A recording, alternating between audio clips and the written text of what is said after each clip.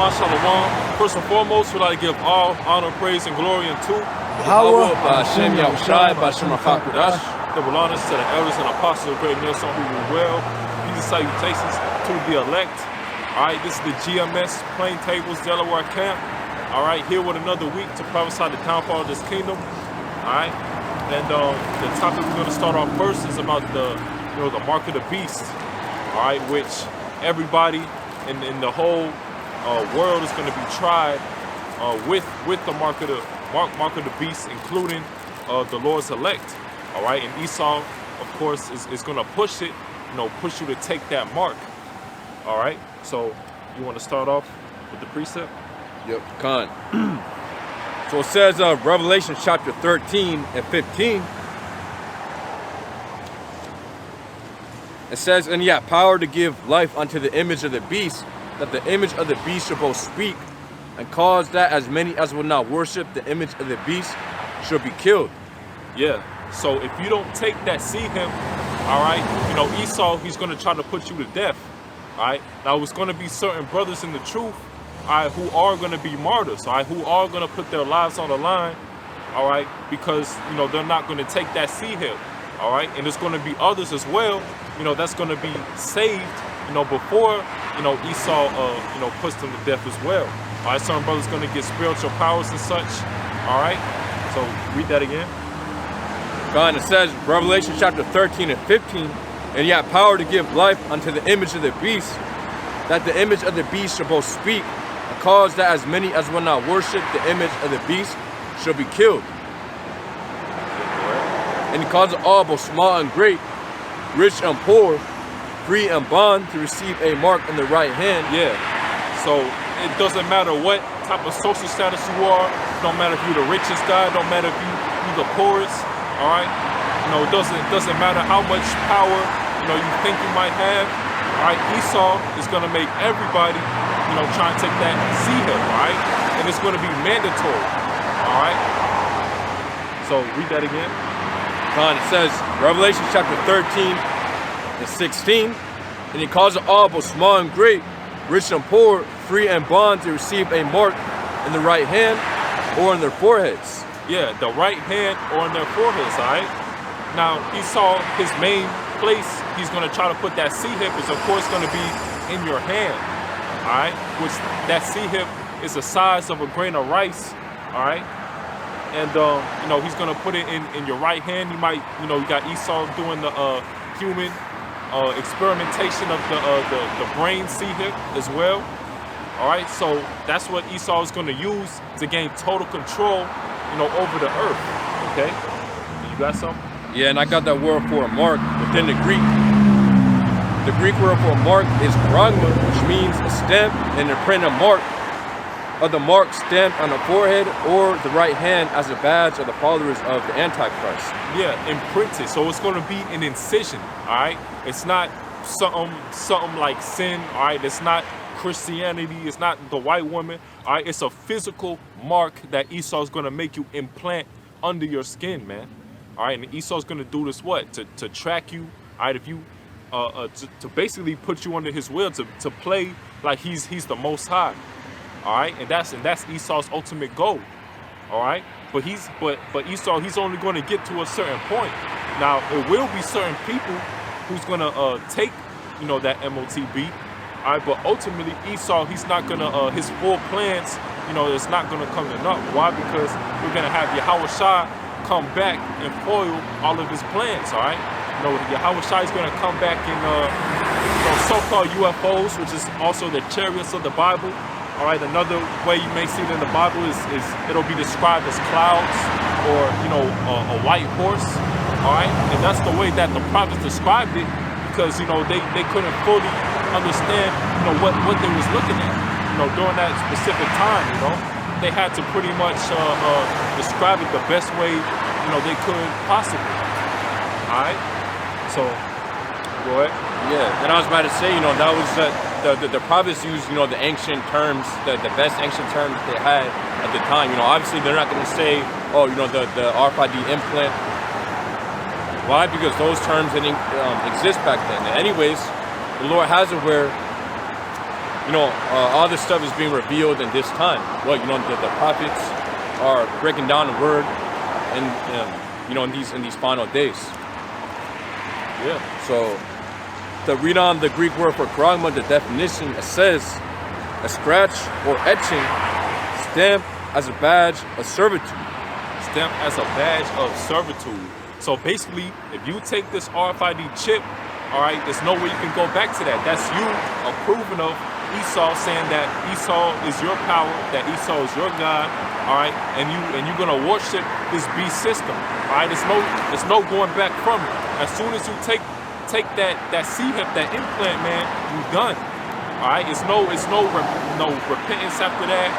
Coming back and taking it out and no. All right, as soon as you willingly take that mark, because you gotta understand, you willingly took it because you thought that you believed in Esau's society.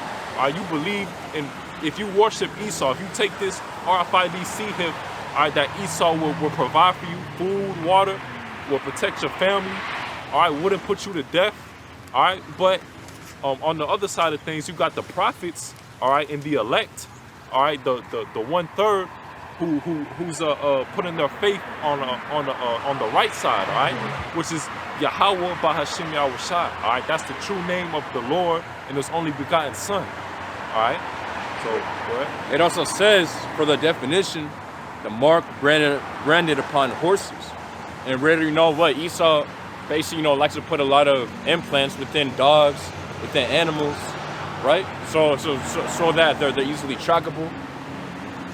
So how does that look for you, human being, receiving a mark? Basically the elites, the government mandated that you got to get the same thing that they literally put in dogs and horses and animals. Yeah. That goes to show you that they look at the people as as cattle. The elites look at the common person, the consumer, as cattle. Yeah, that's what they've done when Jake was in chattel slavery as well. Put the brands on you. All right, so wherever you go, you can be tracked. They know who your owner is, who your so-called owner, who you so-called belong to and such. All right, but this is going to be the ultimate form, man, because Esau, whenever you put that implant inside of you, no matter where you go, he can track you. All right, and not only that, but he can also put you to death as well. All right, if you going off or whatever, we can find you. He can put you. I don't know. He'll put you in. He'll put you to death, man. All right, and we're trying to warn you against it. You got people who scoff and don't believe it. They don't believe in the mark of the beast. They'll believe in that there is a mark in the beast. All right, but it's not. But they don't put it into the right definition. All right, they'll say it's something different. They'll say it's sin. They'll say it's the white woman. They'll say it's Christianity.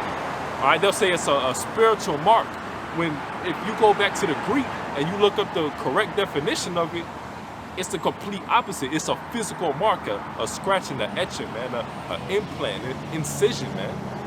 All right, it's easy to understand, but you gotta understand at the same time that the Lord has sealed this book from 2/3 of our people. All right, because really this word is for them. All right, so 2/3 are going to think it's something different.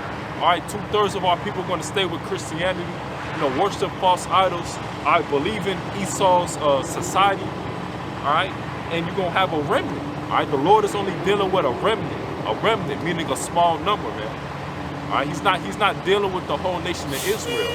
All right, it's prophesied that only a remnant is going to come back and be saved from the destruction of this place, man. All right, so you got more on that? Yep. Well, going back to Revelation chapter 13 and 16, and he calls it all, both small and great, rich and poor, free and bond, to receive a mark in their right hand or on their foreheads, and that no man might buy or sell, save he that had a mark or the name of the beast, yep, or the number of his name. Yeah, no man may buy or sell if he doesn't take that mark. So how could it be spiritual? So how could it be sin or any other philosophy that these people try to put out, man? All right, how can you buy or sell with sin? How can you buy or sell with Christianity? all right, with a philosophy, all right. It's got to be something physical, something that you need to present to Esau in order to buy or in order to sell, all right. It's no way of going around that, man. All right, and these people, you know, they'll come in and try to, you know, go around it, you know, skip that precept, all right, skip that scripture, you know, butcher the breakdowns. All right, why? Because, you know, you got a lot of these guys too, a lot of these leaders of these different Israelite camps, you know, they sold out as well. They taking the bag as well. All right, they have a 501c3 covenants with Esau as well. All right, you know, they do it to gather the world's attention rather than gather the elect's attention. All right. Here specifically at GMS, we preach that, you know, we're not dealing with the unity doctrine. All right, we dealing with only the elect, man, because only the elect is going to be the ones that's taking this serious. Only the elect is the ones that the Lord is going to choose to be saved. All right, that the Lord is going to put the Spirit on. All right, to believe in the law, statutes, and commandments, to believe in the scriptures, and do it to the best of their ability, apply it to their lives to the best of their ability, man. All right. Done. It says, Revelation chapter 13 and 18, here is wisdom, let him that hath understanding count the number of the beast, for it is the number of a man, and his number is 666. Go ahead. Yeah, that was it. Oh, that was it. Yeah, Well, yeah, it goes into that number, 666, which amounts to 666, and we already know that's the number that Esau loves to put, you know, basically to use within these various, or many, you know, company logos within these various movies and just wherever, man. He be putting that 666 number everywhere. But you even got what is it?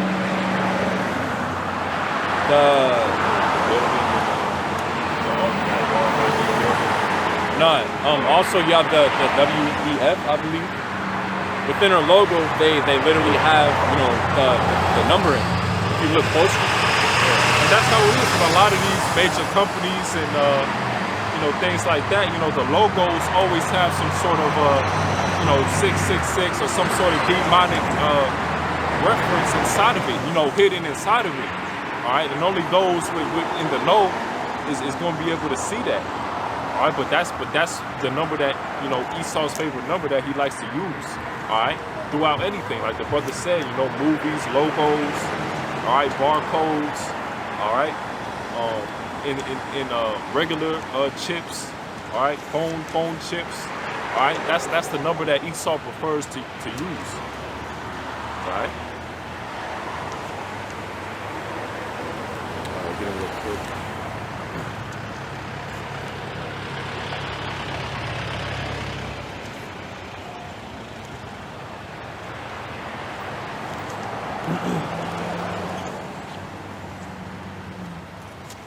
This is Romans chapter 11 and 3. It says, Lord, they have killed thy prophets and dig down thy altars.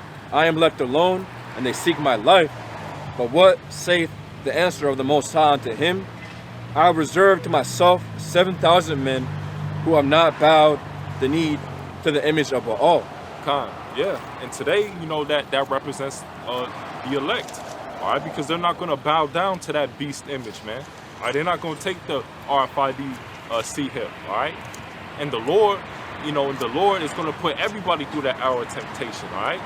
You know, we're not saying it's going to be a walk in the park, it's going to be easy, but we're going to rely on our faith, all right? And our faith is what's going to get us through it. All right, read that again. It says, Romans 11 and 4, but what saith the answer of the Most High to him? I reserve to myself 7,000 men who have not bowed the knee to the image of Baal. Yeah, it says he reserved 7,000 men, so he's going to reserve his elect. He's going to preserve his elect, all right? You know, it's going to be a certain number of the Lord's prophets that Esau's not even going to be able to touch, man. He's not going to be able to put to death, man. All right? Yeah. And also it said 7,000 men, which 7 we already know is a number. It represents completion. You know, it symbolizes completion and basically like a perfect number. So 7,000 men is literally, an exact concrete number, but that's symbolic onto a complete number, which, represents the amount of souls that the Lord has reserved, not to bow down to the image of it all. I mean, proof of that is within Revelation chapter 7, Revelation chapter 7, it speaks about the 144,000.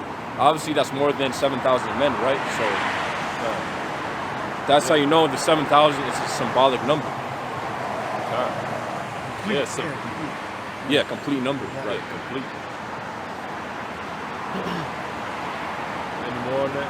Yeah, it says Romans 11:5. Even so, then at this present time, also there is a remnant according to the election of grace. Yeah, the election of grace, and that proves it, man. All right, the Lord, He preserved His elect, and the complete number is going to be that 144,000. All right, and also the 1/3 who's going to be saved out of America. All right, from the thermonuclear destruction of this place. All right, or the rest of the 1/3. The rest of the 1/3. Yep. Yeah, it also says, verse 6. I'm gonna read down to verse 7. Yeah, go ahead. It says, and if by grace, then it is no more of works. Otherwise, grace is no more grace. But if it be of works, then it is no more grace. Otherwise, work is no more work. What then? Israel hath not obtained that which he seeketh for, but the election hath obtained it, and the rest were blinded. Yeah. So the rest are blinded, man. All right. The Lord has sealed this wisdom, knowledge, and understanding from 2/3 of Israel, man. All right. You got Jake believing in Christianity, believing in Allah, all right, and things of that nature. But then when we tell them about the true power, all right, how the Lord is going to come back in the so-called UFOs, all right, which are going to be the chariots of His coming, we tell them that the Lord, the only begotten Son, is actually a so-called black man of dark skin. They'll look at us like we got 3 eyes or something, man. They'll look at us like we're the crazy ones, man. Meanwhile, you got these people worshiping Cesare Borgia, man, and Allah, man. It's a false idols, man. We coming into the prophecy, man. You had brothers, prophesying the downfall of this kingdom, for years and years, for decades, man. And it's been happening, man, through the power of Yahweh Bashim Al-Bashar, man. And these people still don't believe it, They'll look at us and be like, oh, you guys have, manifested this and all this stuff to happen. But no, we're just preaching of what's going to happen anyway, man. Because the Lord, he has His prophecies for a certain time frame, man. All right, and you got Jakes who's either gonna repent and come back to the Lord, or you're gonna have them Jakes who's gonna stay blinded, man. All right, and that's how the Lord that's how the Lord just made it, man. All right, but we understand that coming out in the highways and hedges, you're gonna have people who unbelieve, scoff, all right, try to cause harm to us, all right. But meanwhile, all they're doing is speeding up their own destruction, man. All right. Yeah, at the end of the day, all we are is just messengers. We're not. Well, again, going into the brother's point, it's not like we're saying this because we have the power to make it happen. No, Yahweh Bashim Yahshua is the one who wants this to happen. And all we're doing is simply just giving you the message according to the Bible, man. We're not speaking this, out of our own mouth. Yeah, we're messengers. Like it's a term in the world, don't shoot the messenger, right? Yeah. So we just prophesying. This is really a warning. All right, this ain't even just a message. This is a warning. All right, a warning is warning you for something that's about to happen, and if you don't take the necessary steps in order to prevent it, you're going to get caught up. All right, and we're just giving you the warning of what's to come, of what you have to do in order to prevent yourself from being destroyed. All right, but you got prideful jakes, prideful women. All right, we know the heathen nations. This isn't even for them. All right, this is only for Israel. All right, so you're gonna have people who, even though you got people who even know that this is the truth, but still isn't doing what they got to do, man. You know, they'll be like, oh, shalom, and, you know, do their own shit during the week in the world, man. All right?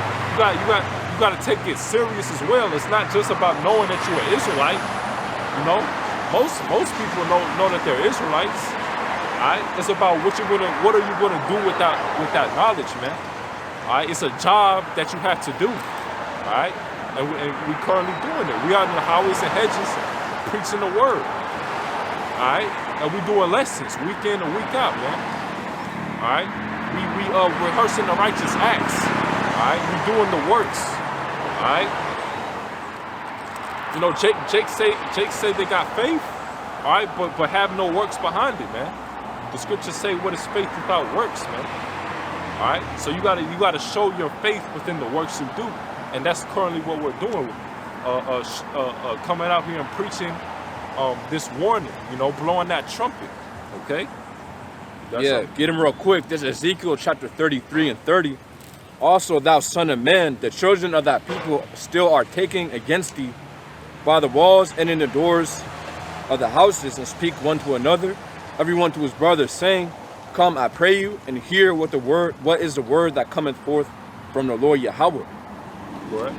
And they come unto thee as the people cometh, and they sit before thee as my people, and they hear thy words, but will not do them. For with their mouth they show much love, but their heart goeth after their covetousness. Yeah, their heart goeth after their covetousness. Like you just seen that Edomite, you just seen that young Edomite chick, you know, talk about some hallelujah, man. All right, even though you know she's probably not an Israelite. You know, hey, that was spiritual too, because she coming here, you know, acting like we're preaching that good song, you know, even though she was scoffing, all right, and still, you know, Jake is the same thing with Jake's too, you know, driving to their own destruction. All right, here we are, you know, we doing a serious act. All right, this is serious. You know, you got people who take us for jokes. All right, you know, yeah, it could be that too. You know, you got a lot of Edomite women, you know, they love Jakes. You know, they love Jakes. All right? You know, they have that saying in the world, once you go black, you never go back. With you know, that mainly talk about Edomite women, you know, messing with Jakes. Yep.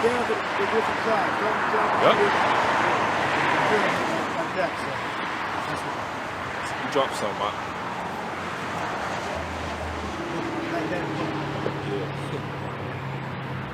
But yeah, you know, and that's how it would be too. All right. So read that again. Read that concept again. Ezekiel chapter 33 and 1. And they come unto thee as the people cometh, and they sit before thee as my people, and they hear thy words, but they will do them not. For with their mouth they show much love, but their heart goeth after their covetousness. Yeah, so their heart show much love. Like you always got people coming up to the camp. Oh, you the Israelites, shalom, and this and that. You know, what you guys doing here? Oh man, I've been looking for you guys for all this time and this and that. And then you never see their ass again, man. Yeah, you know, you got some guys that they're, you know, basically yes men. They come up there, oh yeah, come, like in that spirit. Basically, you know, they're just giving what praises. Oh, you know, these guys are doing the work of the Lord. What they're saying is good, but they go back home into being the same exact person. Yeah. And you know, basically forgetting what they just heard. Not to mention in these other camps, man. You got a lot of damn zombies, man. Like a guy, like you got a guy who's speaking. You know, he not even done making his point, and you like right. But it ain't, you know, really nothing wrong with that. But it's the mindset. You mindlessly just, you know, doing whatever. You're not even listening to what he's saying. Or you just standing there, man. All right. And one thing about GMS, man, you know, every brother when we here, we all got a job to do. You know, no one's here just standing mindlessly, you know, doing nothing, man. Yeah. I was gonna say, Elder Apostle Har himself said that every brother that comes into the truth needs to become a teacher. You know, or every brother that comes to the camp, hey, you know, and really comes in the truth, hey, you should all be seeking to become teachers, man. Well, he's constantly pushing. You shouldn't just be coming out here just, you know, the hold the sign for years, you know, and then basically the same spot. Nah, eventually you gotta grow into a teacher. Yeah. That's what it is, man. You got people who's you know, too nervous to speak. You know, don't think that they're qualified to do it or whatever. Well, you still gotta try, man. Yeah, which at the end of the day, man, that's every brother, man. Every brother who came into the truth, and you know, I already knew that they had to become teachers, man. Hey, that was all the mindset that we had, man. But what we had to fight sin, we had to pray to Yahweh Bashim Yahshua, we had to fast, we had to endure, and eventually, you know, the Lord, He's gonna work with you. Yeah, like I remember me personally, like when I was in school and stuff. You know, I would always be like real nervous when it came to presenting, you know, towards the class, and you know, I might be jumbled up on my words and things like that. But you know, when I came into the truth and I got more, you know, adjusted to speaking to like an audience and things like that, you know, it gets easier. It starts to come natural, man. And really, that's the spirit of the Lord on you, man. All right, because it's gonna happen, man. When you first, you know, have your first lessons, you know, you may look at it and be like, like, you know. But then, you know, as the years go by, you know, you start getting better and better, all right? Then you're gonna look back at them lessons like, dang, man, you know, man, I thought I was doing something. I was I was just, you know, just a newborn babe, man. You know, you're just a newborn babe. But once you get that experience, once you get like seasoned, you know, you just get to that different level, man. Like you may come into the truth for the first time. You may see a brother who's known as like just a great speaker, man. You be like, dang, man, like, you know, how can he teach like that? How does he know how to just preach? And it just seems like every lesson or every live stream he does, he's talking to you, man. All right, but that brother's been in the truth for years, man. All right, probably an elder brother. All right, and that's just how it goes, man. But you know, you got to keep on trying. You know, it takes repetition. All right. You know, anything you want to get good at, you know, what does it take? It takes, you know, repetition to keep on going, consistency. All right, and eventually you're going to get there, man. But it all starts with your mindset. So, go ahead. God, it says, verse 32, and thou art unto them as a very, or Ezekiel chapter 33 and 32, and lo, thou art unto them as a very lovely song, of one that hath a pleasant voice, and can play well on an instrument. Yeah, so we just like a lovely song, man. Like Jake will watch the lessons that'll be on when we curse out the so-called black women, or when we talk about Esau, or when we cursing out Jake. All right, but when it comes to the important breakdowns of the scriptures, all right, them be the videos with the least views, man. Yeah, man, you got literally the elder apostle Gabar. You know, he did a lesson on basically the sacrifice of Yahweh Shai, you know, and of its importance. And then next video, he made a video about, you know, basically him getting on the so-called black woman, right? And then that video got 3 times as much as views than the video about Yahweh Shai, man. It goes to show you that a lot of the viewers, you know, a lot of Israelites, man, they're really just in this thing to be entertained. They're not really in this thing, you know, sincerely and in truth. Yeah, you know, they watch the brothers' videos like it's a Saturday night sitcom or some shit like that, man. All right, you know, Jake got the wrong mindset, man. You're supposed to watch the videos to get edified, man. All right, to learn, man. All right, it's not just, you know, you seeing some crazy viral video on Instagram or TikTok, and you want to click because you want to see how a brother reacts to it or what he's going to say about it, man. Nah, man. All right. If a brother has a breakdown on the book of Daniel, book of Revelation, all right, book of Isaiah, all right, and he's going into that breakdown, and you're not too familiar with that breakdown, you got to click on that video, man. You got to find time to look at that video, man. All right, not just all of the folly or all the crazy things that happen in the news, which those videos are edifying too. I'm not saying that those videos aren't, but it's the mindset when you click on it, man. All right, you got to click on the breakdowns too. All right, it should be at least a period of time where you're learning the truth where you just only watching breakdowns, man. Yeah, exactly. And you know, when you watch those breakdowns, you also got to take down notes. Make sure you have a notebook, or you use your phone to take down notes. You know, because you can't just watch the entire breakdown. Hey, so it's a lot of stuff coming out, and if you don't know anything down, then you're easily gonna forget a lot of you know, basically what it was saying, you know, within the breakdown. Yeah. You might have to watch it 2-3 times until you finally get it, man.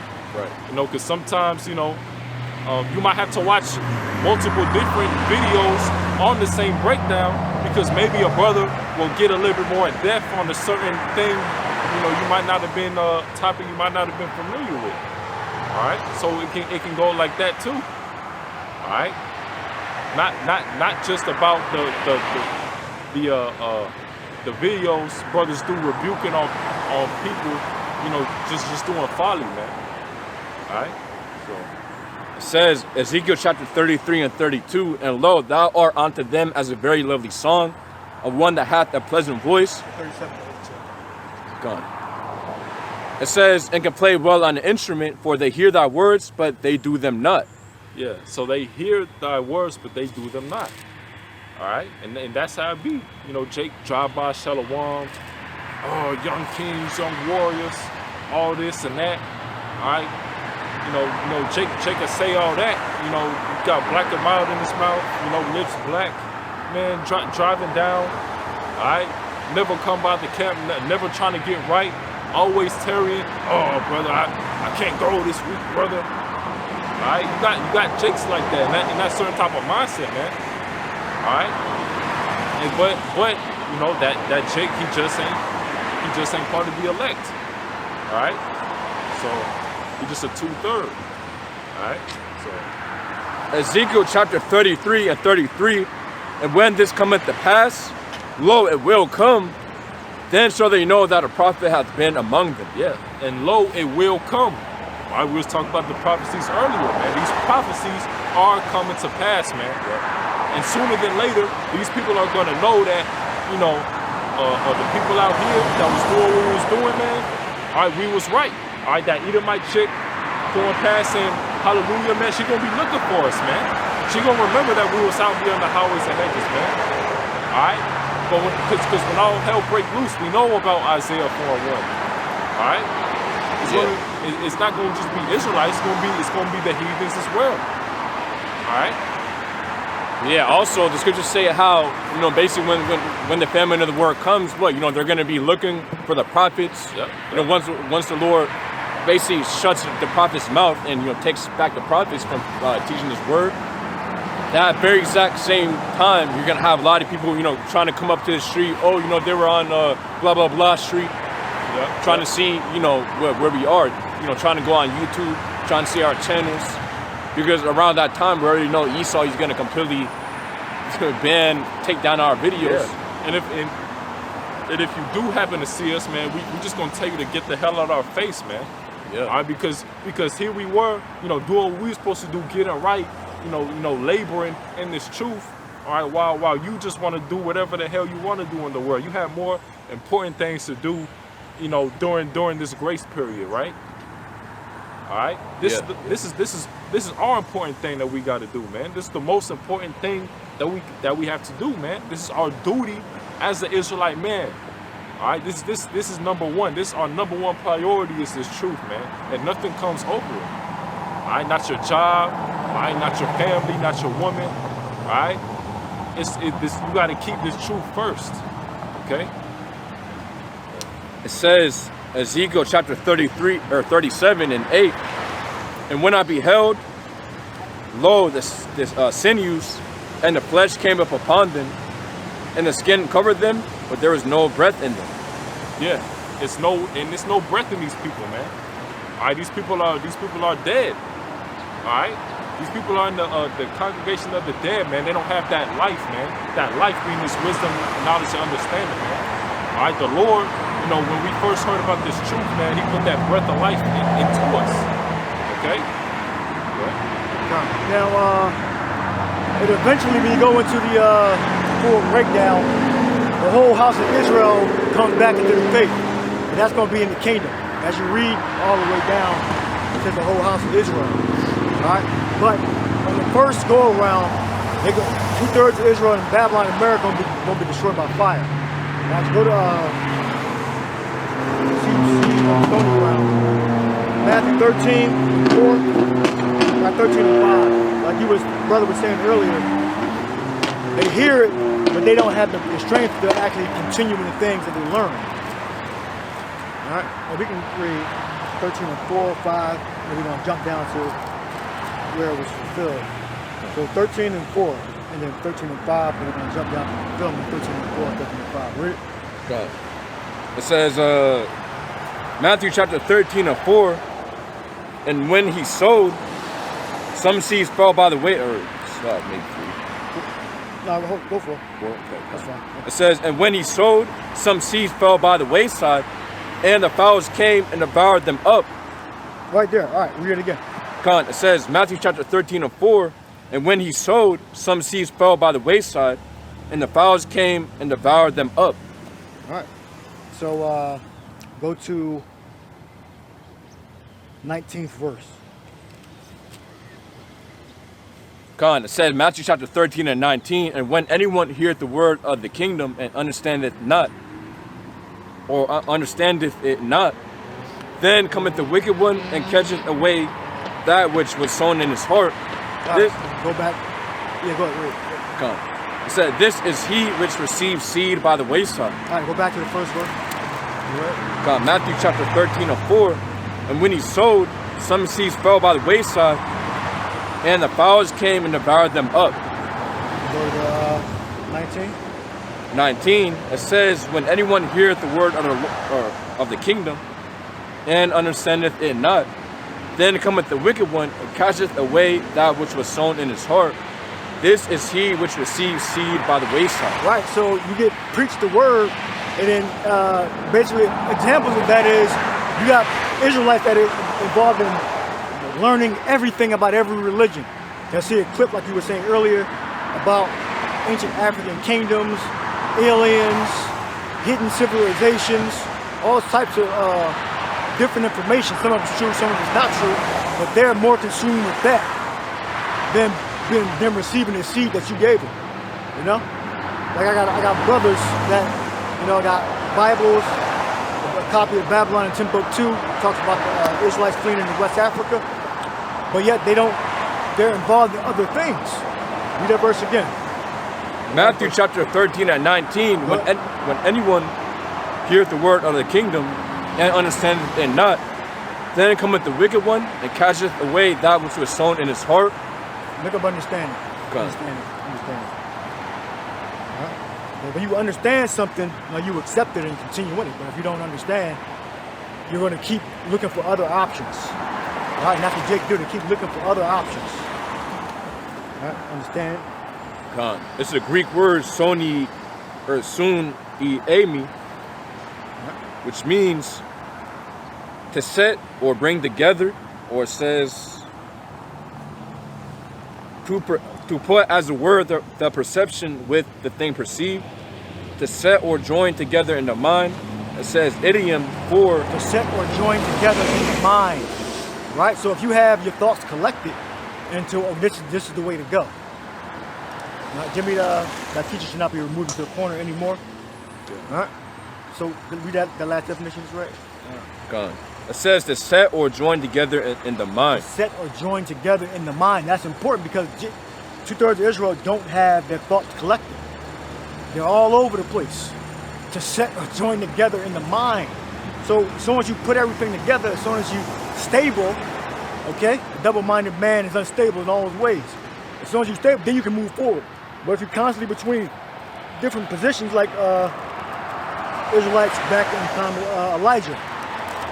So how long can you be between two decisions, either Yahweh or Baal? All right, then Elijah did the miracle, and then they believed him. All right, but the prophets of Baal didn't do the miracle. But as it's written, that people shall be willing that they have that power. All right, so when the prophets receive the power, then a lot of the elect are going to believe. All the elect are going to believe that are of the elect. All right, but if you're not of the elect, you're not going to believe. All right? got the that precept real quick. Read that. This is the book of Isaiah, chapter 30 and 20. It say, and though the Lord give you the bread of adversity and the water of affliction, yet shall not thy teachers be removed into a corner anymore, but thine eyes shall see thy teachers. But thy eyes shall see thy teachers. Okay, go continue. Yep. Verse 21, it says, and thine ears shall hear a word behind thee, saying, this is the way, walk ye in it, when ye turn to the right hand and when ye turn to the left. Yeah, you go to different doctrines. You know, you keep going left and right, but the scripture said the prophets are going to be there telling you what the truth is. But they ain't going to get it. Do it say that or no? No. No, okay, well, you go to Isaiah 28.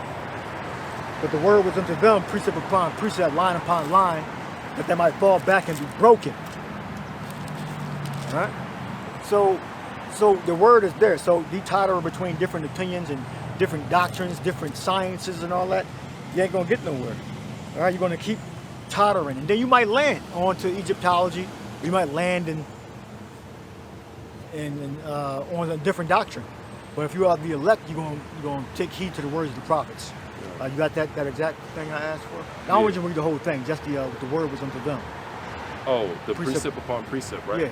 Well, no, the word was unto them. Oh. Precept, so they might fall back and be broken, snared and taken. Just read the latter part. 'Cause we already read the first part. That the word was going to be I got it. telling them, this is the way, walk, okay? But for 2/3, and for the rest of Israel that's not going to get it, this is what the word is going to be to them. Read. This Isaiah 28 and 13. It say, but the word of the Lord was unto them precept upon precept, precept upon precept, line upon line, line upon line, here a little and there a little, and they might go and fall backward and be broken and snared and taken. Yeah, so they not, thoughts aren't, like the brother read the definition, your thoughts are not collected on a singular thing, okay? They're into multiple informations, okay? They're constantly trying to look this up, this Instagram clip, this YouTube, this Facebook clip. You got niggas with dreads telling you about what's in the Bible. It's like crazy shit, right? Saying who you are and how they don't have the truth, all right? What they're doing is trying to be big on social media and get views. All right? They're not out in the streets confessing the name of Yahweh Shai, confessing the name of the Son and the Father. All right, Yahweh Shai and Yahweh. All right, you got something you want to add? No. You got something you want to add? Yeah, also it's one more definition for the Greek word for understanding, which means, it says idiom for a good and upright man, having the knowledge of those things which pertain to salvation. You got it again? It says, idiom for a good and upright man, having the knowledge of those things which pertain to salvation. All right, understanding, okay? Which pertain to salvation, having your thoughts collected. Read the verse again. We'll read the fourth verse. It says, Matthew chapter 13 and 4, and when he sowed, some seeds fell by the wayside, and the fowls came and devoured them up. What? 19. Verse 19, when anyone heareth the word of the kingdom and understandeth it not, then cometh the wicked one and catcheth away that which was sown in his heart. This is he which received seed by the wayside. All right, get the verse scripture where it says, none shall want her mate. None shall want her mate. So you can't be involved in these multiple doctrines. You got guys, how do I know y'all got the truth? How do you know we got the truth? You have to receive the Holy Spirit. Okay? That's how you know we got the truth. So if you're asking that question, you haven't received the Holy Spirit of understanding. All right? Yeah. And the scriptures speak about the dispensation of the Spirit also. You have something to add? Yeah, I was about to say, within, I believe, the precept that the brothers read, it also says, once you see the eyes, or once you see thy teachers, basically on the streets, there's going to be an angel literally telling you this is the way to go. Yeah. So, that's proof that the Lord actually has to be dealing with you. He has to send the Holy Spirit upon you to actually, hearken onto the truth. Right. Yeah, we can't teach you. We're only conduits. All right. The Lord has to open your mind up so you can understand the knowledge of the truth. All right. that it? Yeah, that's So it. go 5th verse and then the 20th verse. It says Matthew chapter 13 and 5. Some fell upon stony places where they had not much earth. And forthwith they sprung up because they had no deepness of earth. Verse 20. But he that received the seed into stony places, the same as he that heareth the word, and anon with joy receiveth it. Break it down. Come. It says, verse 21. So yeah, it says, but he that received the seed into stony places, the same as he that heareth the word, and anon with joy receiveth it. Yeah, so you got a lot of guys that they come in, they're basically have that zealous spirit, they're on fire. They pull up to the camp, they're excited. Hey, Shalom, brother. Hey, I've been watching for a long, I've been watching for a while, and hey, I want to come out here. And then next thing you know, the Lord puts Satan upon you. The Lord puts Satan, demons in your way. Now you're catching hell. Because hey, once you come into the truth, that's hey, it's a fact. That you catch a lot of hell. The Lord puts you through things so that you're tried and tested like gold in the fire. So you have a lot of individuals, man. They can't take it. It's not like you come into the truth, everything's gonna be okay, all right. Nah, once you start coming out here in the highways and byways, you really tell the Lord that you want to serve Him. Hey, that's when the Lord puts upon you the things that He puts upon all of His servants. Which basically to be tried as gold in the fire. So to read it again, it says Matthew chapter 13 and 20. But he that received the seed into stony places, the same as he that heareth the word, and anon with joy receiveth it. Verse 21. Yet hath he not root in himself, but dureth for a while.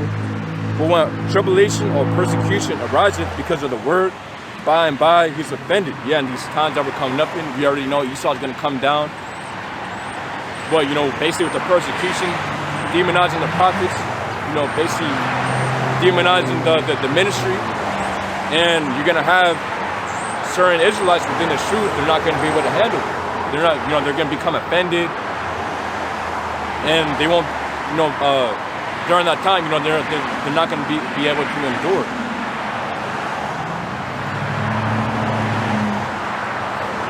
Give me a Luke. What did I tell you to get? Isaiah 34:16. Did you read that? Read it. This is Isaiah 34:16. It says, seek ye out of the book of the Lord and read.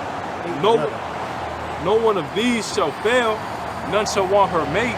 For my mouth it hath commanded, and his spirit it hath gathered them. Yeah, her mate is in other doctrines, okay, that you try to mate with the scriptures. None shall want her mate. Okay? So that's all these other doctrines, right?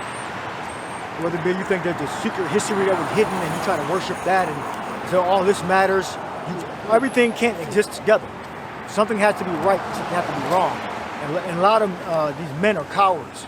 They don't want to admit that everything they read can't coexist with each other. All right? Your doctrine and other doctrines, they're diametrically opposed. All right?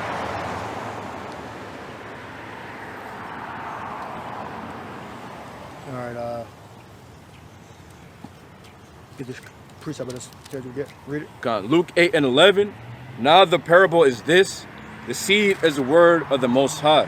All right, that's what the seed is. They receive the seed by the whatever side. All right, seed is the word of God. All right, the parable is this: seed is the word of God, the word of Yahweh by Hashem Yahweh Shai. All right. Now read 21. Matthew chapter 8 and 21. No, 13. It's Matthew chapter 13 and 21. It says, yet hath he root not, yet hath he not root in himself, but dureth for a while. For when tribulation or persecution ariseth because of the word, by and by he's offended. Right, you got a lot of people that see, like, well, it used to happen a lot. Like channels used to get taken down. This even before Esau started lining himself. They started persecuting us online, taking videos down, taking whole pages down, make a comment, your whole page is gone. They actually used to do that. If our brothers had pages with their names, 2, 3, 4, 5, 16, 2.0, 3.0, 5.0, 16, 17, because they used to just take channels down, the whole without any no appeal. Now that they're a lot more liberal about it, they'll give you strikes and all that. But back then they didn't used to do that. They used to take the fucking channel down. Damn, devils used to make a comment against the Edomite. The Edomite reports you and you get your fucking channel gone. All right, but they don't do that no more. It's like a process now that they actually they give you strikes and like hate speech or copyright and all that stuff and violate community guidelines. Back then, when we first started, they had all that shit. Right? Yeah, you know, taking down videos from 3 years ago. Yeah, they do that now, but back then it was more draconian. Oh, yeah. It's more. It's all that. That's. We wish they had done that back then. They take a video down. They took the whole channel. You do take the whole channel. All right. All right. Okay. So, is there anything else you want to add? No. Did you have something else? No. All right. Read. Get the back to the chip implant. So, who was speaking? I was speaking. You were speaking? All right. So you read where the bookmark is. So, read Revelation 13. 16.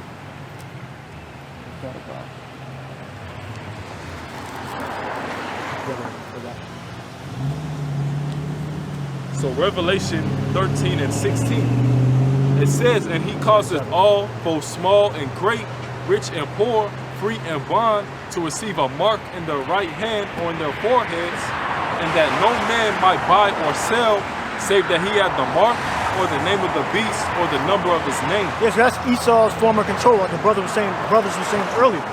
He wants to control you. It's all about you controlling the money system, resources, your work production. Meaning Esau don't want no cash, so he can get all the money for taxes. He's going to control the whole system completely. All right, so you look at that word mark. All right, it goes to charagma, and it goes back to charex. All right, charex is like a brand. All right, so is charagma. And charex is like a brand. And back during the time of Ptolemy and Antiochus, all right, you had, I believe, the third book of the Maccabees is referring to Ptolemy. All right, so when you read the first verse, the first chapter of the third book. Should be, let's talk about Ptolemy Philopator, I think. Yeah, look up Philopator. I think that's Ptolemy. If I'm not mistaken. All right. It's either Ptolemy or Seleucus. All right. They've had control over each other's territories every once in a while. I believe the Seleucids eventually, I think, took over Ptolemy's land, which I believe at one time they had control over the land of Israel. Philopator. Which was he Seleucus or was he Ptolemy? It says King Ptolemy IV. Philopator? Yeah, Philopator. Okay, so I was right, Philopator. Okay. All right, yeah. So I believe, if I'm not mistaken, third book of the Maccabees, I believe the high priest is praying to Yahweh about the evil that the Edomites were doing. Okay, Ptolemy, Seleucus, okay? And that was a prayer, and then he was recalling events that happened. All right, so the brother was going into what the evil that he was inflicting on Judah back then. So read 27th verse. I believe the third book, 5th chapter, 27th verse. This is how this book breaks it down. All right, here's third book of Maccabees, 5th chapter, 27th verse.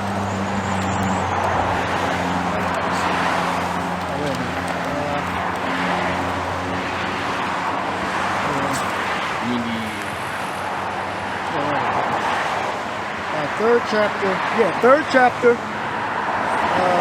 third book of Maccabees, second chapter, 27th verse. Now this is the, see, Brenton, show the camera. No, the back. There's the Bible. Yes.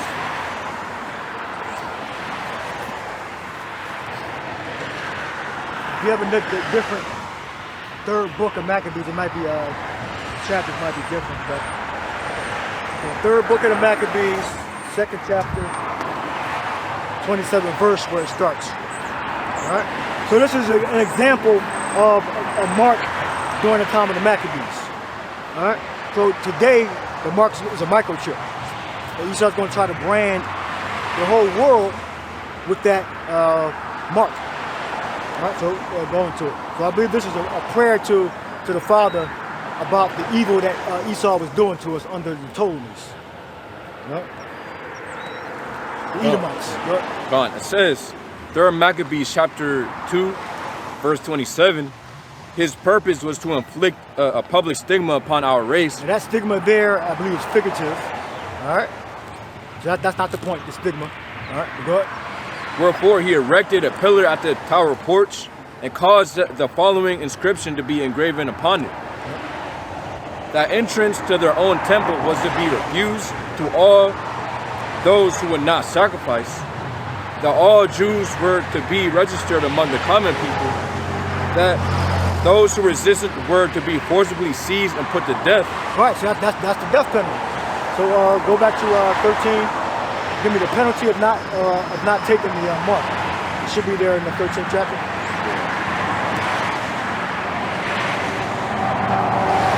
This is Revelation 13 and 15.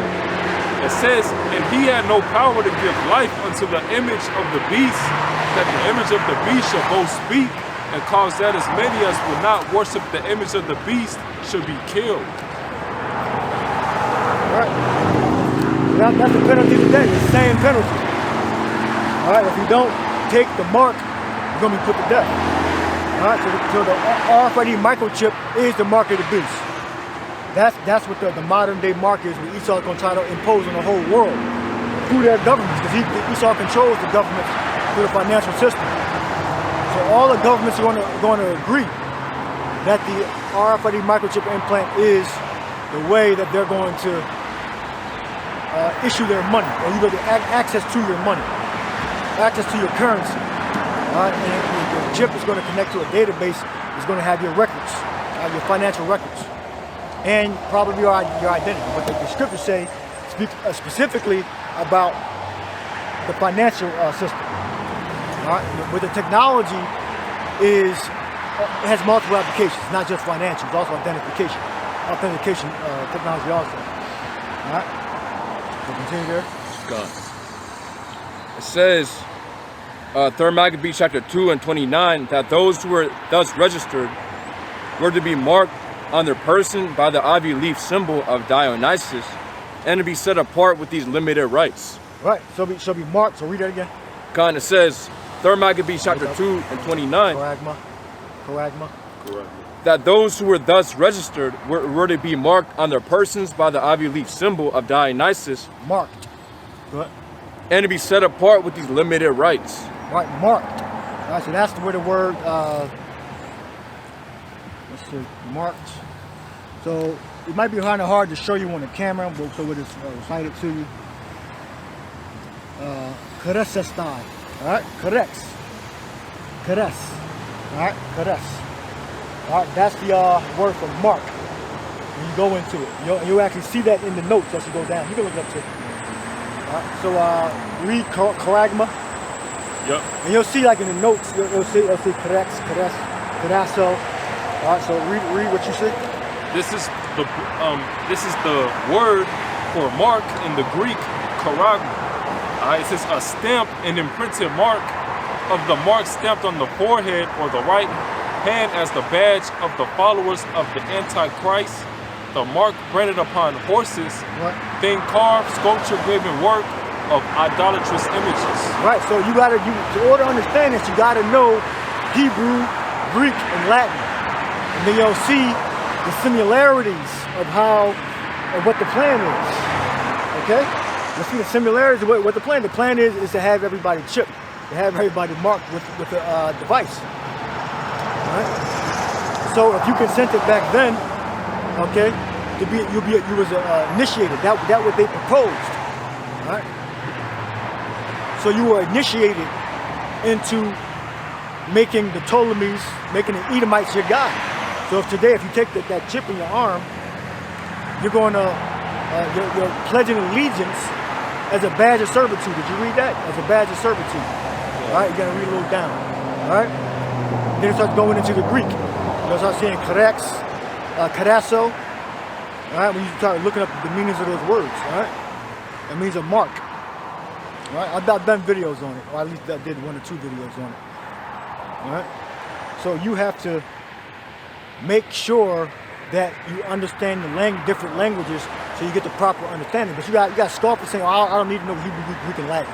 You'll probably call me an idiot. Yeah, I'm calling you an idiot. Okay? You lack of knowledge. All right? A private person that doesn't want to study. All right? You got information? You want to share? Yeah, so you had to know, like when the Lord was crucified, you had the inscription that read in Hebrew, Greek, and Latin. But those were the 3 important languages back then in that region. So to get the understanding, you got to know those languages, or you can be ignorant and miss out on certain understandings. All right, you got to evolve. You can't stay static. All right. So I'll help out a little bit. Got any more information you want to bring out? Yeah, I'll get the Strong's definitions. It says a scratch or etching stamped as a badge of servitude or sculpture figure, graven mark. Yeah. All right, so the Hebrew word there is karesestai. All right, the root word would be kares, kareso. Probably seeing that. Found it, it's mentioned right here. Yeah, the word mark.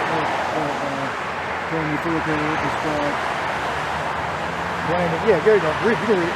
Gone. It says, and once more in 3rd Maccabees chapter 2 and 29, Ptolemy Philopator is described as compelling the Jews to be branded with the ivy leaf of Dionysus as a mark of identity.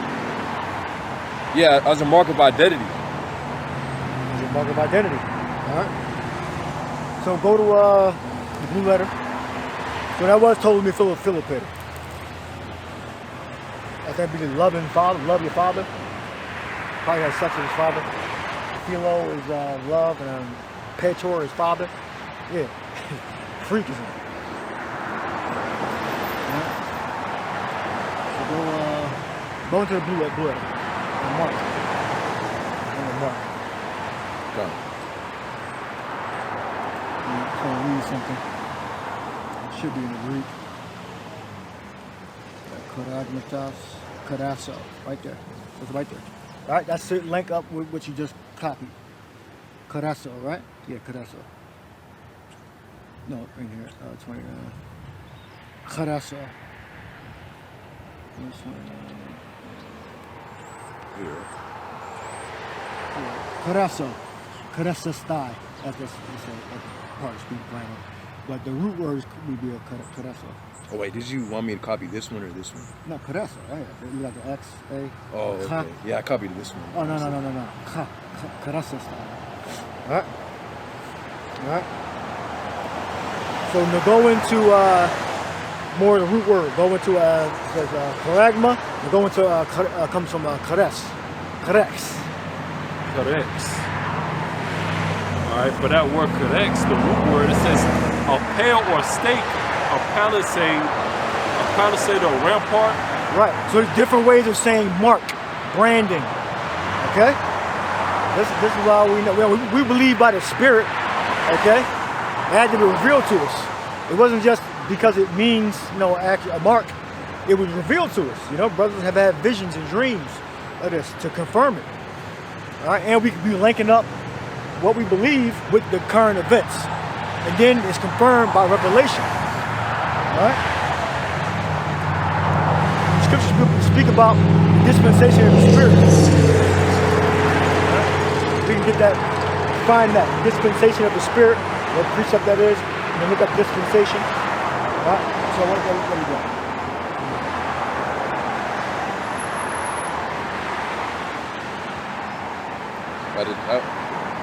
Let's check it out, like ChatGPT, see what it's saying.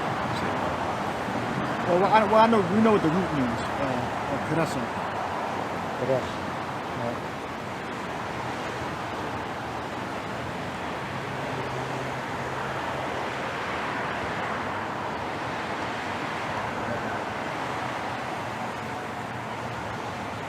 Let me know when you find that dispensation of the Spirit. Yeah, because you can't have like I spoke about this before. You can't have a person who's following you as a zombie and never grows, never comes to understanding. You know, dispensation of the gospel. The gospel. Yeah, that's in like yeah. Read that one. You read dispensation. Look up dispensation. Go ahead, read it. God. This is 1 Corinthians 9:17. It says, "For if I do this thing willingly, I have a reward. But if against my will, a dispensation of the gospel is committed unto me." Yeah, yeah. To read dispensation. God. I got it. Oh, you got it? It says the Greek word oikonomia. It's like the Nomia. oikonomia, Nomia. which means it says the management of a household or household affairs, especially the management, oversight, administration of others' property. The office of a manager or overseer. Yeah, officer of a manager, officer, manager. They have to know. They have to go deep into they have to know the insides and out of it. You know, like an engineer knows more about the car than, let's say, a technician. He might not know like how it breaks down over time in accurate conditions, but the engineer knows how the whole thing is put together. So you got to be an engineer and a technician. All right, when it comes to the scriptures, and you can't just stay on the surface level. You got to go deeper in. And most people are good with being mediocre. This is why they're never going to come over on a level. All right. The prophets are engineers and technicians. All right. I'll read another one that says dispensation. Look at precept.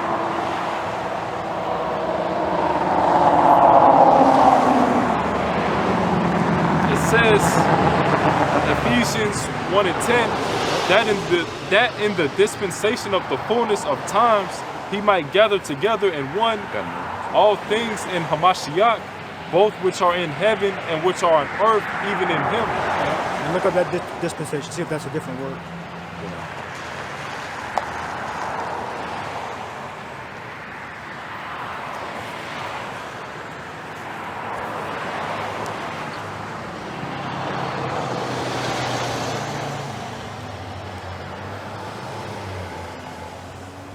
You gotta grow. You can't stay the same. All right. If you are the elect, you gotta come up on the level as a dragon. Yeah, I think it's the same. Oikonomia. Oikonomia. All right. Look up another one. Did you find something else on the? Yeah. All right. Read what you got. It says the office of administrator entrusted by the Most High. Universally, administration. This is dispensation, which in a theocratic sense is ascribed to the Most High himself as providing for man's salvation. It says dispensation of the things which the Most High has provided for and prepared salvation, which salvation must be embraced by faith. Read that again, the last part. I mean, the last definition you read. God, it says dispensation of the things by the Most High has provided for and prepared salvation, which salvation must be embraced by faith. Right, so he dispenses us to a certain portion of the Spirit. Okay? You got another dispensation precept? Yeah. All right, read all of them. Yep. All right, this is Colossians 1:25. It say, or start at 24. It say, who now rejoice in my sufferings for you and fill up that which is behind of the afflictions of Hamashiach in my flesh for his body's sake, which is the church, whereof I am made a minister according to the dispensation of Yahweh, which is given to me for you to fulfill the word of Yahweh. Yep. Now look at that now. Got the root too. You got it? It's the same one. Yes, it's the same word. Same one. Yeah. Okay. Yeah, but getting the root, it says oikonomos, which means, it means a steward. That's a high office. Okay. They have the dispensation of the gospel committed to you. Okay. It's not something. See, again, these people, when they say they don't need to learn certain things, that just shows you they're more than likely not of the elect. You know. Yeah. What? It says metaphorically, the apostles and other, it says and other Christian teachers and bishops and overseers. Goes on to say,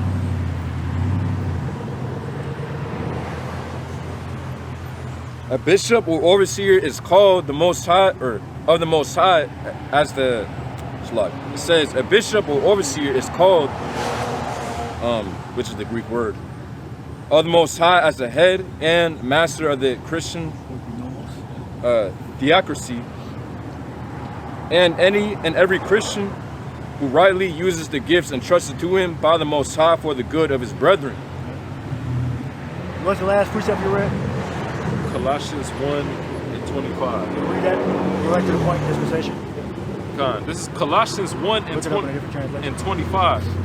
It says, whereof I am made a minister according to the dispensation of Yahweh, which is given to me for you to fulfill the word of Yahweh. All right. So read that in another translation. Like, if you got it, you read. It's I don't. NLT, New Living Translation. I think that's a good one. See how it's written. So we're made keepers of the Lord's house. So if we're keepers of the Lord's house, we can't be ignorant. Okay? We got to know what the mark of the beast is. That's a significant prophecy.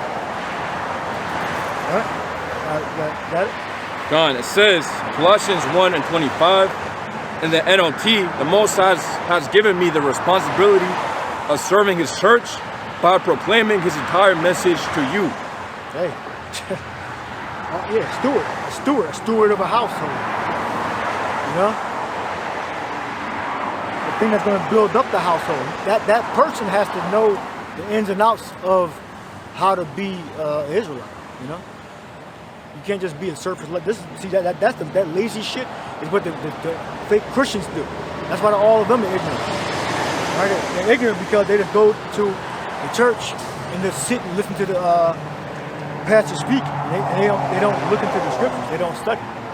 They're satisfied with just being mediocre. All right?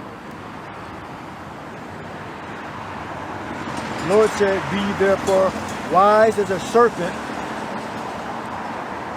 okay, and harmless as a dove.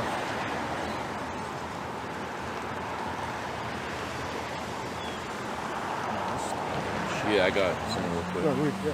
It's at Acts 17:10, and the brethren immediately sent away Paul and Silas by night unto Berea, who coming thither went into the synagogue of the Jews. These were more noble than those in Thessalonica, in that they received the word with all readiness of mind. And noble. Already receive the word with all readiness of mind. By saying you don't have to look up words and go into the Greek and the Hebrew, you're basically rejecting the word. Yeah, so noble is eugenis within the Greek, which means well-born, noble-minded. Noble-minded, well-born, or high-born. Okay? So if you don't have see, a lot of people are poor right now because they lack the mindset, they lack the skills. All right? To get themselves out of poverty. All right? Yep. Get in the definition. They're not high-born. Go ahead. Gone. It says get in the definition for noble in the dictionary. It says having or showing fine personal qualities or high moral principles and ideals. Right. You got some people that are just filthy, dirty. You know? You have to be high born, meaning when the scriptures say that we're born again. Okay, once we're born again, we're elevated to a certain status. We step into an office as true Christians, anointed. Christian means anointed. All right. So you come up on a higher level than what you were before in the world as a heathen, as dirty, filthy. All right. We're coming back to our biblical, our true nationality with the knowledge. All right. Read that precept again. It says Acts 17 and 11. These were more noble than those in Thessalonica, in that they received the word with all readiness of mind, and searched the scriptures daily, whether those things were so. Yeah, so in Thessalonica, the church in Thessalonica, they were born again, but they didn't have everything. They didn't have all the tools. They probably only got it like 80%. They didn't receive everything. Spider web. Right. Have understanding means to stand under the web. I believe the elder apostles went under that years ago. Stand under the web. So when we go over the web, we're not stuck. All right. When the spider crawls on a web, there's certain spots that are sticky, certain spots that aren't sticky, and the spider can navigate through and not get caught in his own web. All right. So these people that don't want to learn, they're constantly getting stuck. They can't grow because they're constantly getting stuck. And we're serpents. All right. We're like the kin of spiders. All right. All right. We can move forward and not get stuck. We can absorb the information and keep moving forward. All right. Get Matthew 10 and 16. You got more? Yeah, I got another version. It says Acts 17 and 11 in the NIV. Now when the Berean Jews were of more noble character than those in Thessalonica. Noble character, there you go. All about your character, your mindset. All right, if you were born again, so we're all born again with different tools. All right? We were stronger in certain areas. Like Thessalonica church, they were weak in certain areas. And they didn't really want to, they didn't really research as much, search the scriptures as much. All right, as a church in Berea. Berea, they were more so into studying, you know, than Thessalonica. What? For they received the message, it says, for they received the message with great eagerness and examined the scriptures every day to see if what Paul said was true. All right, go back to the original. You look up whatever word was there for examine. Gone. Read again, just get the word. Yeah, read again. Gone. It says Acts 17 and 11 in the King James. These were more noble than those in Thessalonica, and that they received the word with all readiness of mind, and searched the scriptures daily, whether those things were so. Yep, daily, whether things were so. Is so a word or search?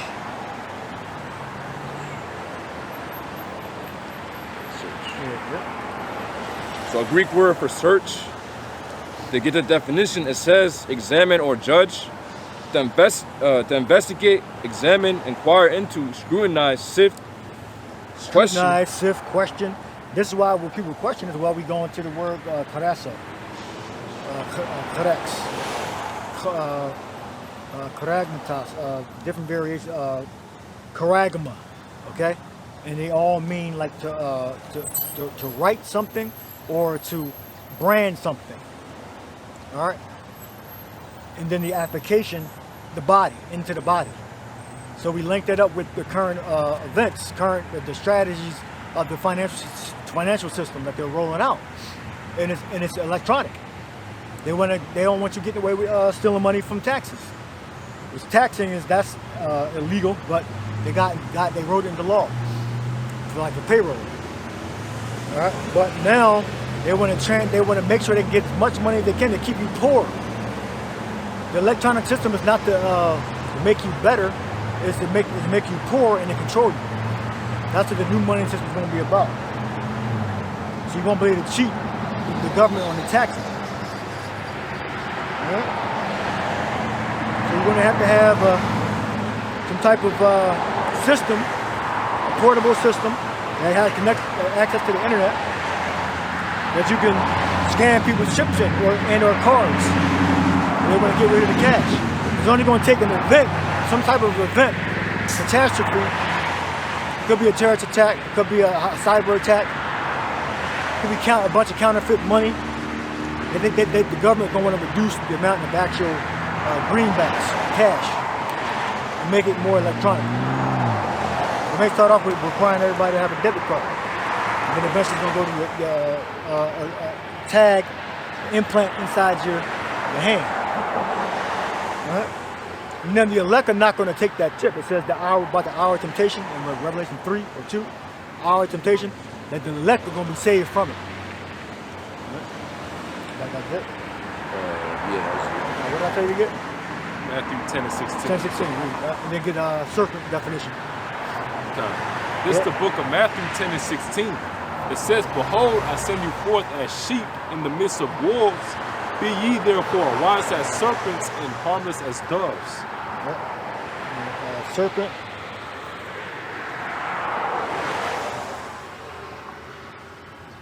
You got to go down to figuratively. That's what it's talking about.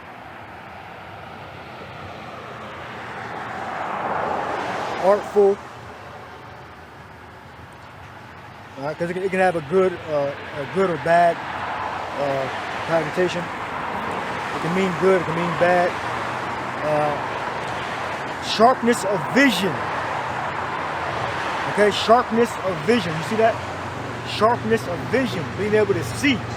See, but some of you can only see just the surface. All right? I see it. Yeah. The elect can see beneath the surface. So they go down to Strong's definition. Yeah, Strong's definitions for that word, serpent, ophis.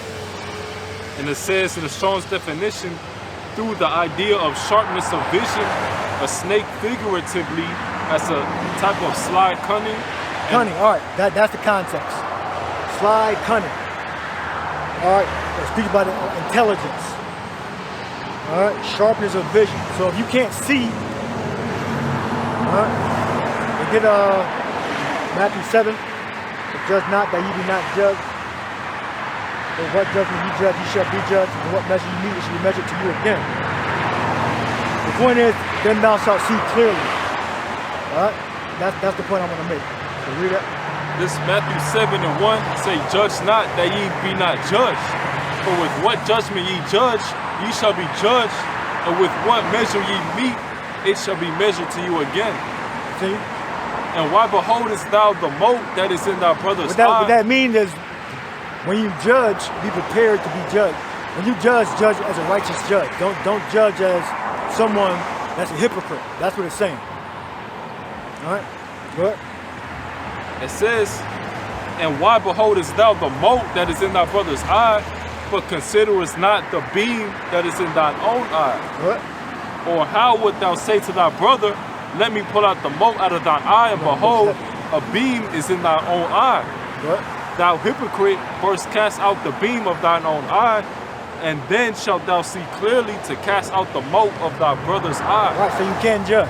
All right, that's the point. So casting out the beam, look up, see clearly, see clearly. So casting out the beam will be judging. All right, so because fucking ignorant people don't understand the scriptures, they say, that just means you can't judge. Well, the Lord just fulfilled it. He said he cast the beam out. He said, see clearly, then you can judge. All right? So see clearly, whatever it's a variation of words. Gone. It says the Greek word is yes, all one word. Okay.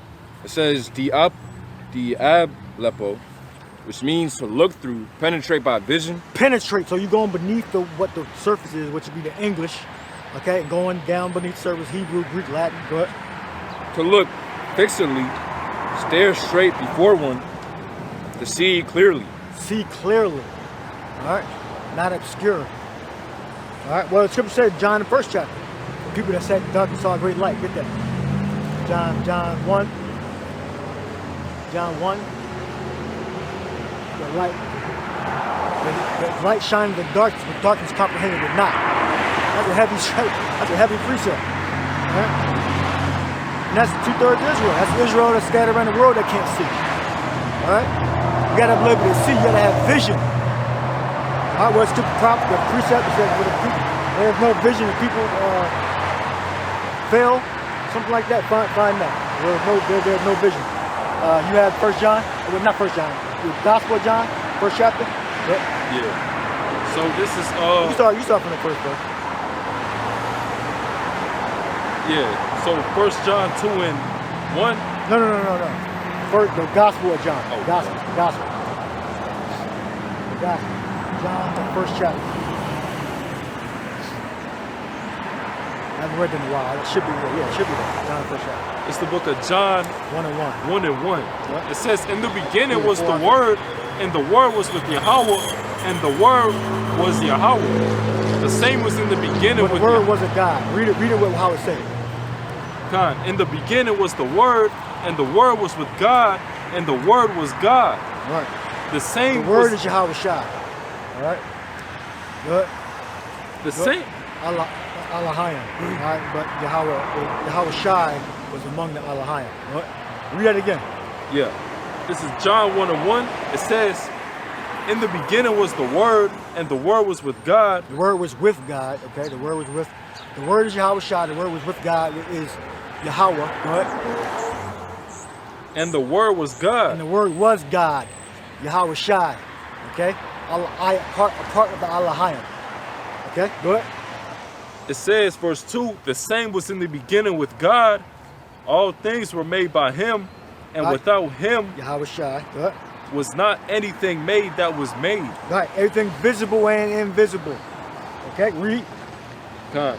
It says, in him was life, and the life was the light of men. Yeah. And the light shineth in darkness, and the darkness comprehended it not. Yes. The children of Israel, the ones that didn't accept the Lord. Read that again. It says, and the light shineth in darkness, and the darkness comprehended it not. Yeah, the 2/3 of Israel that didn't receive the word back then. All right?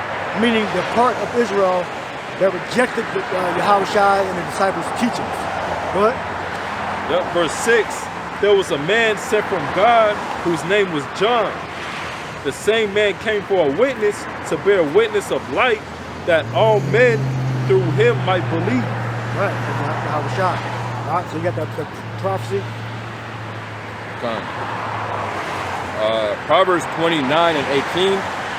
Where there is no vision, the people perish. But he that keepeth the law, happy is he. Yeah, where there is no vision, the people perish. Yeah. Yeah, I got the. That's a wise saying. That's a proverb. Okay? And it's a prophecy. Because that's what's happening to 2/3 of Israel. They're not, there's light shining in darkness, which is us today. We're preaching the words of Yahweh Shai. All right? So we're telling you about the light. All right? We tell you something in Thessalonians about Satan, too. Thessalonians also. Like that, you say? Yeah, I'm about to say the Hebrew word, getting that Hebrew word for vision, Yeah. it's the Hebrew word Chazaya 1, which means vision, oracle, prophecy, and parentheses, divine communication. Divine communication. See, man, that's heavy. Divine communication. All right? So you got to know the different languages. Otherwise, we would still sound like the damn Catholic Baptist Methodist Church. If we don't look these words up and go deep and then explain things to you and put things together from the past, present, and future, we just sound like the damn churches. All right? Yeah, how will we be able to, differentiate Prove, yeah. between what is it, Ezekiel 4 and 9 and Revelation chapter 13 and 16? Right. Which, Yeah, wait, exactly. yeah, which Easter, what? you got Easter in there. Yep. So you celebrate Easter now? Rabbits don't First, like, lay I meant eggs. Rabbits are mammals. It's like I meant Ezekiel 9 and 4. Yeah, so how would you be able to, differentiate between Ezekiel 9 and 4 and Revelation chapter 13 and 16, which both speak about a mark? Ezekiel 9 and 4 speaks about a spiritual mark, which is the Hebrew word tawah, which means a mark from exemption. The mark in Revelation chapter 13 and 16 is referring onto a mark, a physical mark that, Esau will try to put upon literally everybody, but this mark is clearly different from the mark of his exemption that Yahweh Bashmi Ashah will put upon his servants, Right.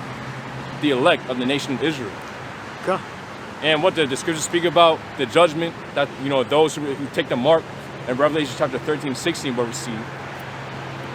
And it's it tells you about they're going to receive some type of cancer. Right. Also, We look it up. Yeah, In the grievous 14th chapter, grievous sword. So it's context. All the apostles talking about context. All right, you got to know what the context is of the scripture. All right. So in Ezekiel 9 and 4, it was referring to a mark in your mind. It was figurative. The context of the scripture was the actions and the beliefs that the elect Israelites back then held. All right, and the angels could see that. All right. Now, the mark that's going to be put on the world is going to be a physical mark, a mark of the RFID microchip that's going to go into your right hand, all right, or your arms, your hands, anywhere left or right. But the spot that the scripture says is the right hand. Because actually most people are right-handed. Okay, only 10%. I'm left-handed. Only 10% of the world is left-handed. So the most convenient spot, you move your hand, is going to be the right hand. All right. You got something you want to add? Yeah. In that word for sore, well, let's go ahead and read it real quick. It says, Revelation chapter 16 and 2, and the first went and poured out his vial upon the earth, and there fell a noise. It says, and there fell a noisome and grievous sore upon the men which had the mark of the beast, and upon them which worshipped his image. Yeah. You get in the word. Yeah, it don't necessarily mean you're going to die, but I would say, yeah, you could die. All right. But because remember, they're going to get destroyed by thermonuclear destruction. All right. Not necessarily by getting the mark. So yeah, you could die. All right, but you're still going to be preserved for the nuclear fire. But that's the judgment. All right, and getting sick, getting diseases too. That's part of the judgment also. I was going to put that in there. So it says the Greek word for sore is elkos or helkos, which means a wound, especially a wound producing a discharged pus, a sore, and ulcer. Right. Yeah. Also a sore producing pus. So some type of sickness. So a lot of people that get that implant, the Lord's going to curse you with some type of sickness, some type of ulcer. Yeah. All right? But is the Lord going to reserve you for judgment? Well, I should say, however, the Lord's still going to reserve you for nuclear hellfire. All right? But, yeah. I'm about to say, because think about it, this MOTV, this RFID implant, it's gonna, it's foreign, and basically, if you take that thing, man, you're gonna become a beacon. I mean, think about it. You saw already setting up these 5, gen towers. The millimeter wave, which is gonna basically enable him to, power that thing.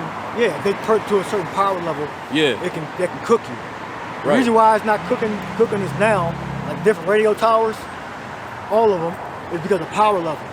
All right, when you turn the power level to a certain power level, it can actually cook you. That's why how microwaves work, right? And the reason why your food just don't burst in the flames is because they control the power level. Right? And I believe it has to have water in it too.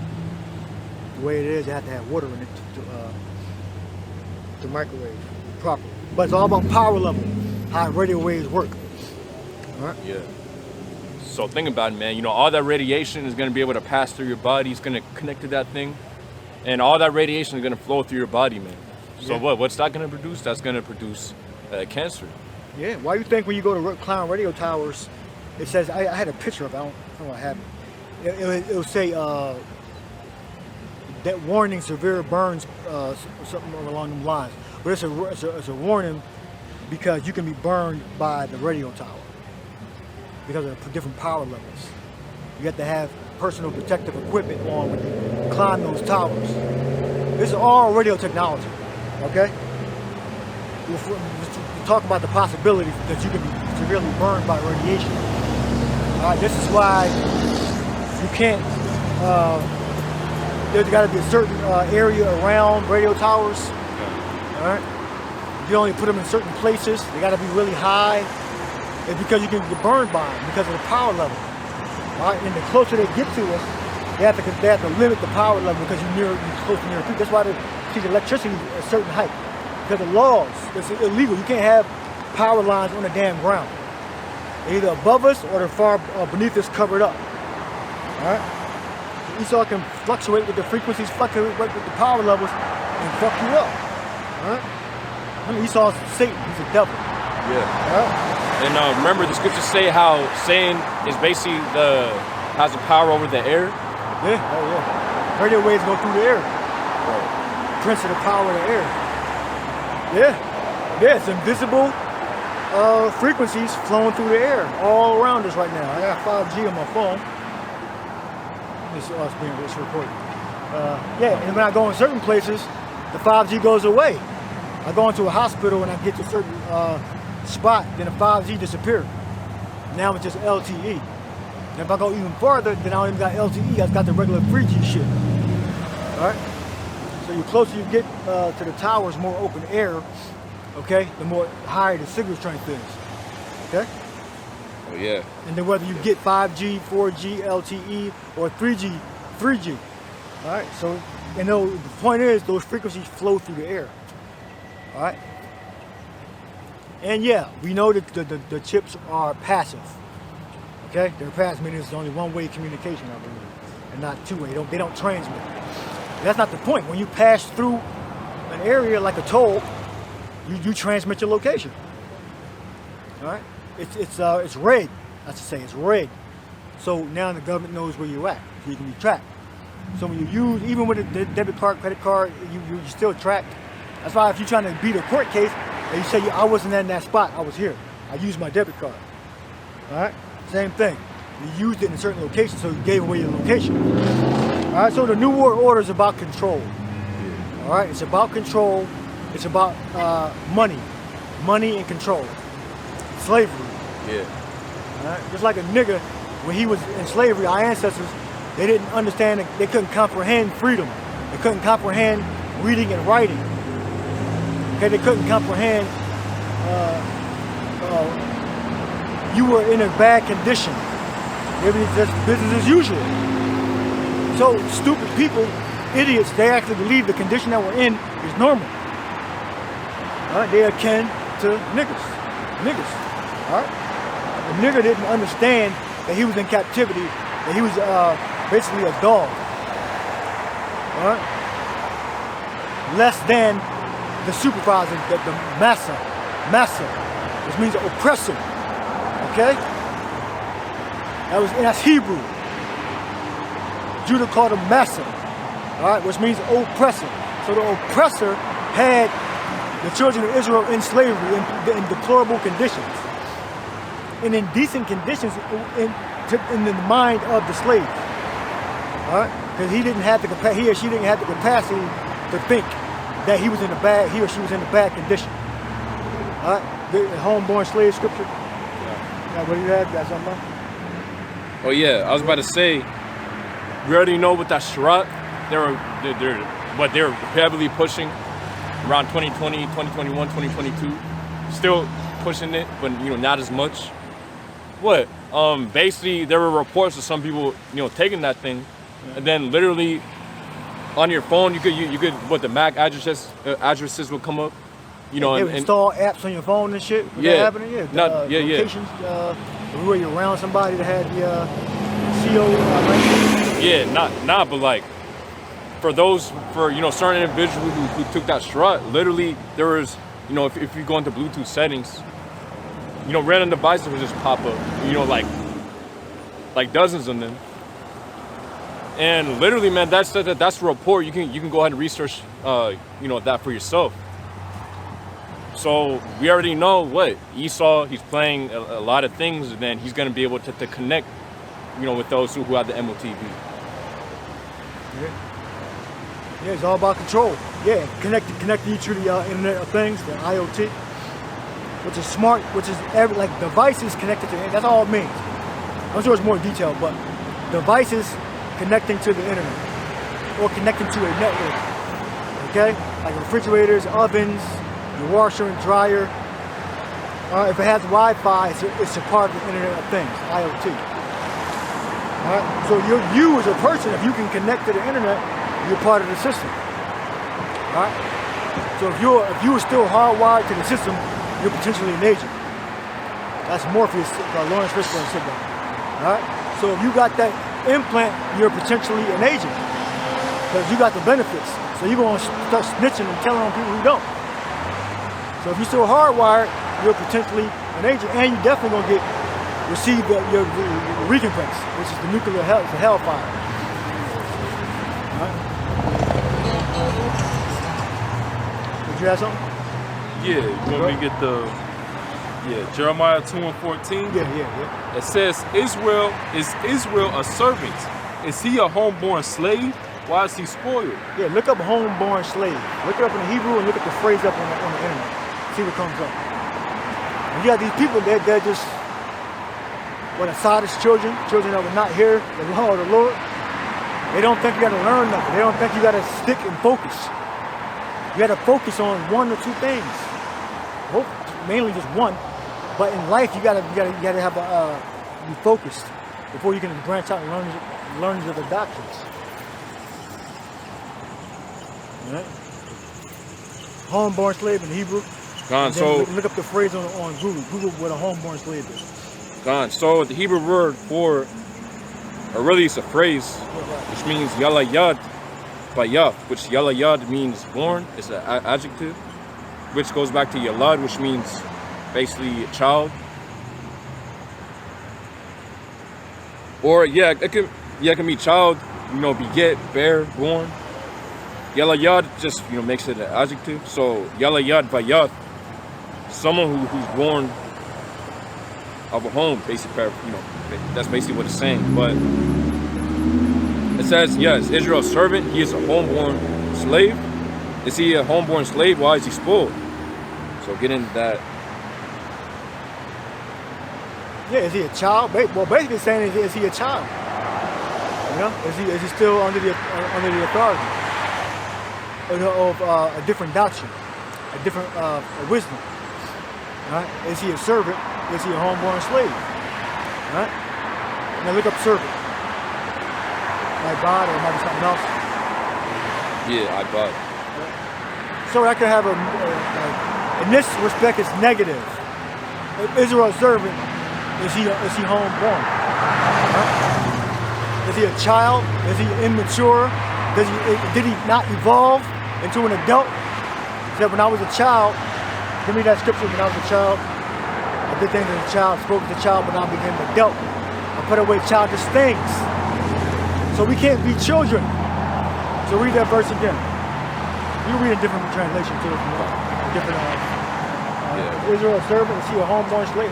You can take the slave out of it. You say, is Israel a servant? Is he homeborn? Is he a fucking child?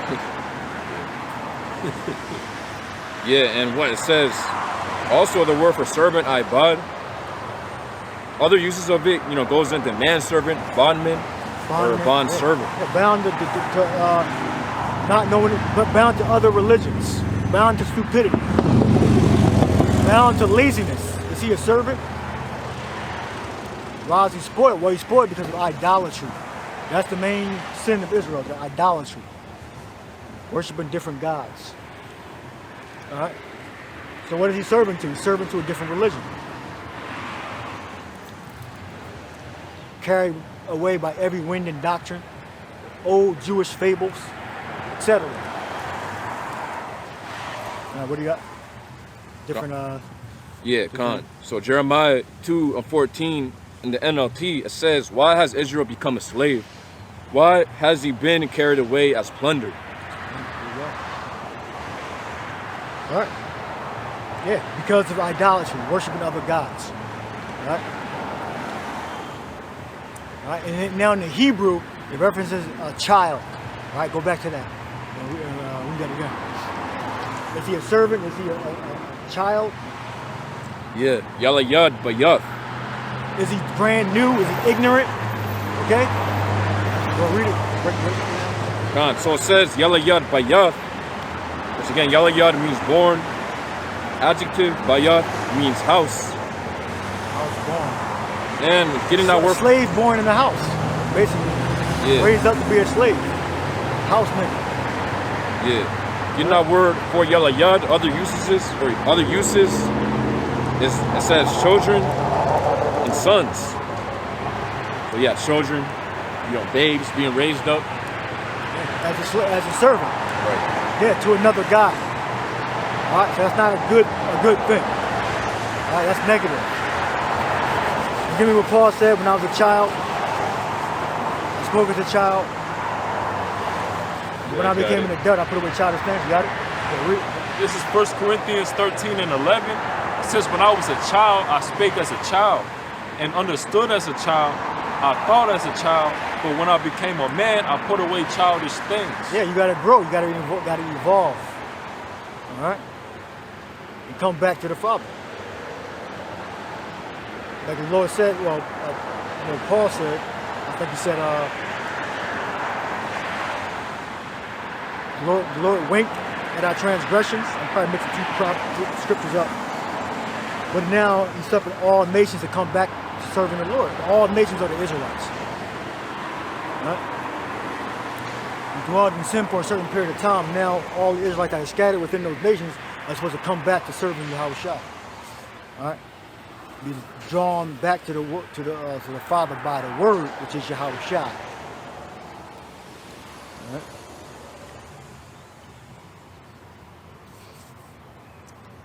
That was it. Getting real quick. Ephesians 4 and 14. Says Ephesians 4 and 14 that we henceforth be no more children, tossed to and fro, and carried about with every wind of doctrine, by the sleight of men and cunning craftiness, whereby they lie and wait to deceive. Yeah. Yeah, you got multiple ways that we went to Matthew 13 chapter. Talks about how it is easy for Israel to fail. You know? You see by the stony ground, you see by the wayside. So you got people set up that are deceiving. They're deceiving a lot about people with the Egyptian, you and a damn Egyptian. That was your culture, ancient Kemet. They're deceiving you with Islam, or Islam. Right? Yeah. You gotta flee from those different doctrines, old Jewish fables. But, yeah, and of course, within the truth, it's not like, we're gonna be in the truth with the elder apostles and elders of Great Millstone and like-minded brothers are preaching. Obviously the Lord's gonna set up demons and the Lord's gonna set up evil spirits that are gonna bring, just wayward doctrines like them 32 demons. Yeah. Them guys just came out of nowhere, bringing basically teaching about salvation for the heathen Gentiles. And what else? They didn't understand when we read that yet. Anyone who received the kingdom of heaven understands them not. And we won't get that. The wicked one came. Well, that's two different precepts I'm referring to. Yeah. Let's get that. Find it empty, swept, and garnished. Then it goes to get his other demons, empty, swept, and garnished. I believe I looked that up. I believe no defense, I think it came up to. When I was when I looked up the words, it means you didn't have like a defense. Nothing there, if I'm not mistaken. So we don't look up those words. I got it. What chapter is it in? 12. Okay, so we got Matthew 12? Yeah. Yeah, so get your blue letter on hand.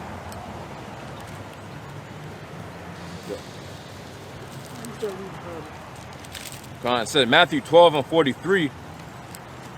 When the unclean spirit is gone out of a man, he walketh through dry places, seeking rest and findeth none. Then he saith, I will return to my house from whence I came out. And when he is come, he findeth it empty, swept, and garnished. Empty, swept, and garnished. What verse you in? Verse 44. So look up swept, garnished. Yep, so sweat is the Greek word sorrow,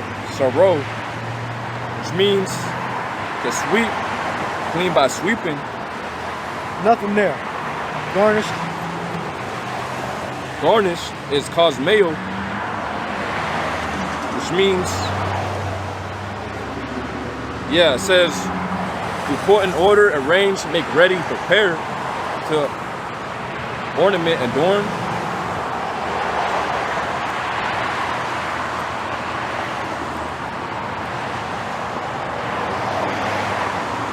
Yeah, basically, ready for Right. for the evil spirits to hop into that person. Okay. Look up empty. So the Greek word for empty is skolazo, which means to cease from labor, to loiter, to be free from labor, to be at leisure, to be idle. It says, That's it. That's the reason why. What? Read it again. Done. Empty. empty. It says to cease from labor, to loiter, to be free. Cease from labor. So what was it? How to describe it? Vessel or person? What was it? You find of it? Say he would go back. Yeah, I returned into my house. Return into my house. I said the house was empty. Okay? The house was empty, which is the vessel, the person, the vessel. All right. Nothing. Empty again. That was it. Yeah, and going on, it says of things, of places to be unoccupied, empty, of vacant ecclesiastical offices. Vacant. There you go. Yeah. What? So he had no defense for those spirits. All right, those spirits just came right in, and because it was empty, it was made ready for the wicked spirits to come in. Yeah. Which, hey, our defense is the truth, which the truth is found, of course, within this book. So you got a lot of Jake, man. They be going out basically, onto these wayward doctrines, which are clearly not even biblical. So when anything's not biblical and you're following it, your defenses drop down. What scriptures speak about, putting that armor of salvation and the strength of righteousness, basically, or the breastplate of righteousness, which is the truth, the wisdom, knowledge, and understanding, which is found within this book.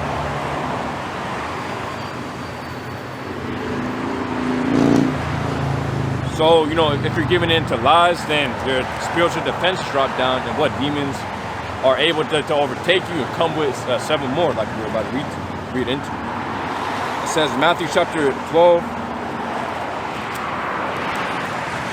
and 44, then he said, I will return to my house from whence I came out. And when he has come, he findeth it empty, swept, and garnished. Then goeth he and taketh with him 7 other spirits, or 7 other spirits more wicked than himself, and they enter in and dwell there. And the last day of that man is worse than the first. Even so shall it be also unto this wicked generation. Yeah. By the way, that was Yahweh Shai saying this red letter. Yeah. This wicked generation. Yeah. Because when they hear the word, I'm going to tell you in 13th chapter and 5. And some fell in stony places. You go to 20, but he that receiveth the seed in stony places, the same as he that heareth the word, and anon with joy, he hath not root in himself, but dureth for a while. Okay? That links up with the unclean spirit going on in the man in 12th chapter. All right? Then demons enter in because you prepared your soul to be inhabited by more corrupt demons than what you had before. All right? So, when you fall out the faith, meaning you stop calling yourself an Israelite, going back into the world, all right? You start changing different, you may change the word, all right? You more fit your schedule or your idea, your own personal beliefs, all right? You're filled with demons, all right? And you have to constantly fight those demons off, all right? So when old unclean spirit came out off of us, all right, they did come back. All right, but when they came back, we weren't empty. All right. Yeah. Get that eye be single, and the whole body is full of light. All right, we weren't empty when those spirits came back to us. We had a defense. All right. Yeah. And our vessels were garnished with light. Okay, they were able to resist all the fiery darts of the wicked. All right. Good. Yeah, Khan, and the scriptures also say how resist Satan and he shall flee. Yeah, evil spirits, evil thoughts might attack you, but hey, You got to pray to Yahweh Shemi Ashai. You know, you got to resist Satan. You got to bring out the scriptures. You know, you got to apply truth. Eye be single, whole body is full of light. Well, read it. This is Matthew 6 and 22. It says the light of the body is the eye. So we were just talking about the body. Demons being cast out of the body. So if you cast a demon out the body, it's either going to be a righteous spirit going to inhabit there or a wicked spirit is going to inhabit there. All right? Spirits don't leave you alone. They just come off of you and they dwell around you. All right? So if you're not of the elect, those spirits are going to enter right back into you. They're going to take even more spirits. Okay, that's the curse you under. If you receive the word, all right, and you don't continue in the word, all right, you're going to wax worse and worse. You're going to get worse. Your condition's going to your condition's going to slowly degrade over time. All right. Read that scripture. It's Matthew 6 and 22. It says the light of the body is the eye. If therefore thine eye be single, thy whole body shall be full of light. Whole body full of light. All right, instead of being empty, okay, whole body's gonna be full of light instead of being empty. So light represents the knowledge, all right, the understanding. All right, look up light the correct way. False might be there. False. No, it's a different word. Good word. All right, what is it? Lupnos. Oh, lupnos. Okay, Lupnos. Luke means light, yeah. It says a lamp candle that is placed on a stand or candlestick. That's it? It says a portable lamp or other illuminator. Candle light. That's a lamp. So it doesn't go into it. They give you the generic meaning of light. But the light represents the knowledge. All right? It's another one, the full of light. Photonos. It says light composed of light, of a bright character, full of light, well lit. They're saying the same thing. Yeah. That's what's coming off of the lamp. Yeah. But it means the knowledge. You have the knowledge of understanding.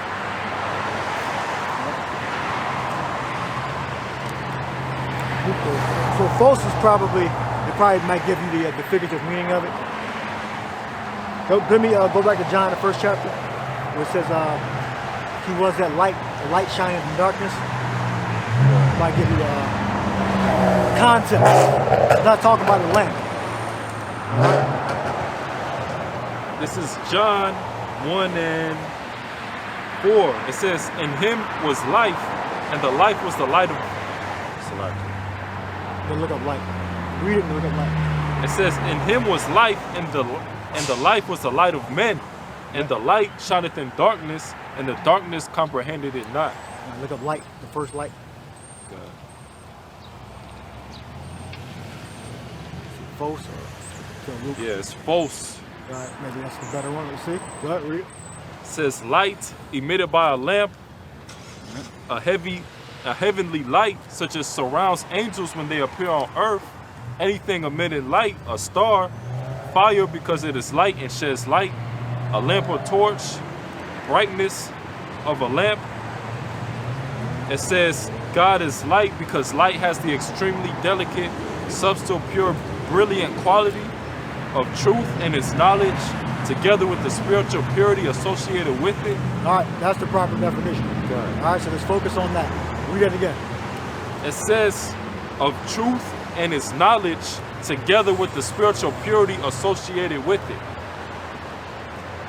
All right, that's what light is. All right. It also says the power of understanding, especially moral and spiritual truth.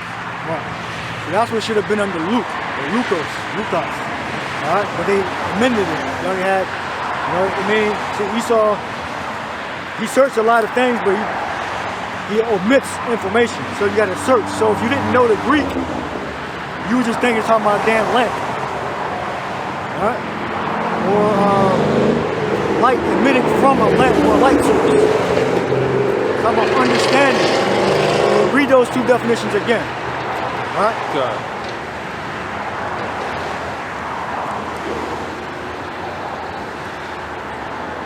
All right, so that word light, folks, again, it says the definition of truth and its knowledge, together with the spiritual purity associated with it. It says the power of understanding, especially moral and spiritual truth. All right? I ain't talking about a damn lamp or fire. Okay? So that's what you're talking about. Exactly what the brother just read. Is there more? That's it. Those was the main points. All right. So the light of the body is the eyes. That was the point. So now we know what light is. All right. The eye be single. The whole body is full of light. So our vessels are not empty, swept and garnished for demons. Our vessels are garnished to inhabit the Holy Spirit. To inhabit righteous spirits. All right.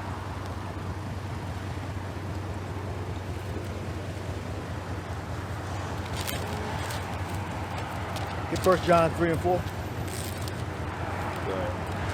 Oh, did you have something? Yeah, I had read what you got. The whole 1 John 3. Read what you got. This it said Ephesians 4 and 14 within the NLT. Then we no longer be immature like children. We won't be tossed and blown about by every wind of new teaching.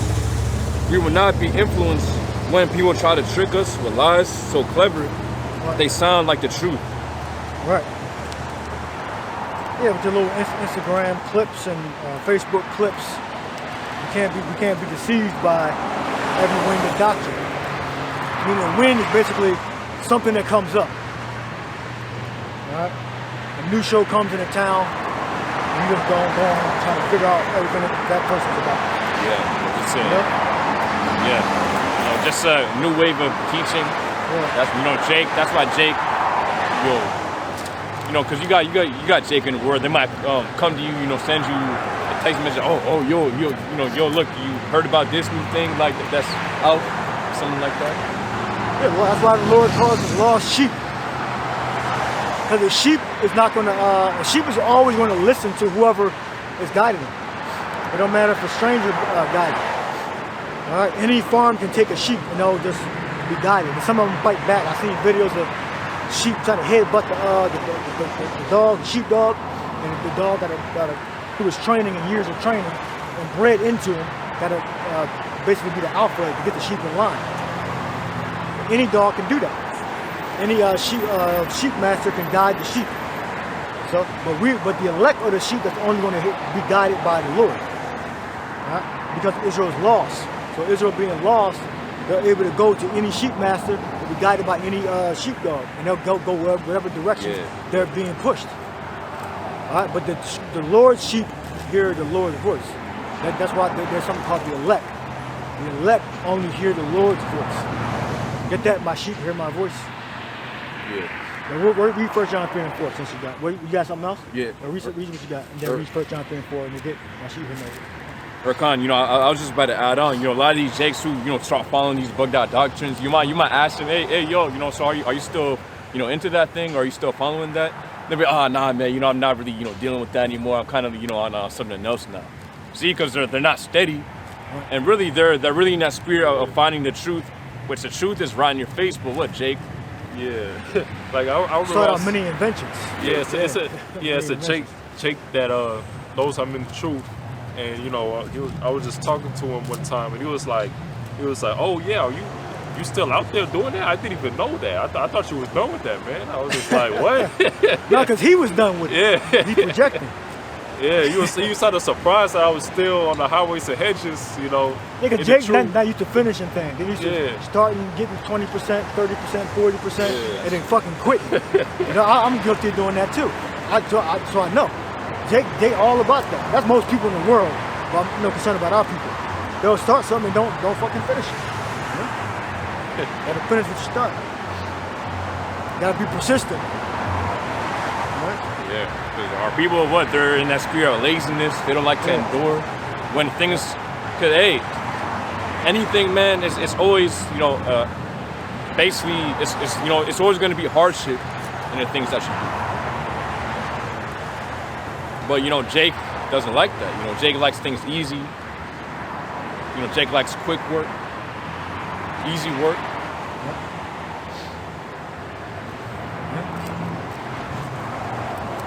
All sheep.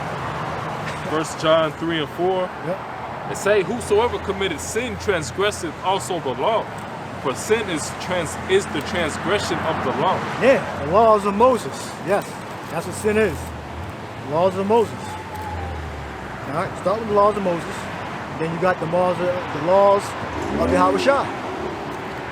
All right, so John broke it down to you what sin was. They're not separate, they're together. All right? Yahweh Shai's laws are the laws of Moses. All right? So that's an example. You can't change that. You can't say, oh, the laws of Yahweh Shai. All right? No, they're the same thing. So look at that laws. Not just the laws of Yahweh Shai. Yeah, Yahweh Shai is a law. All right?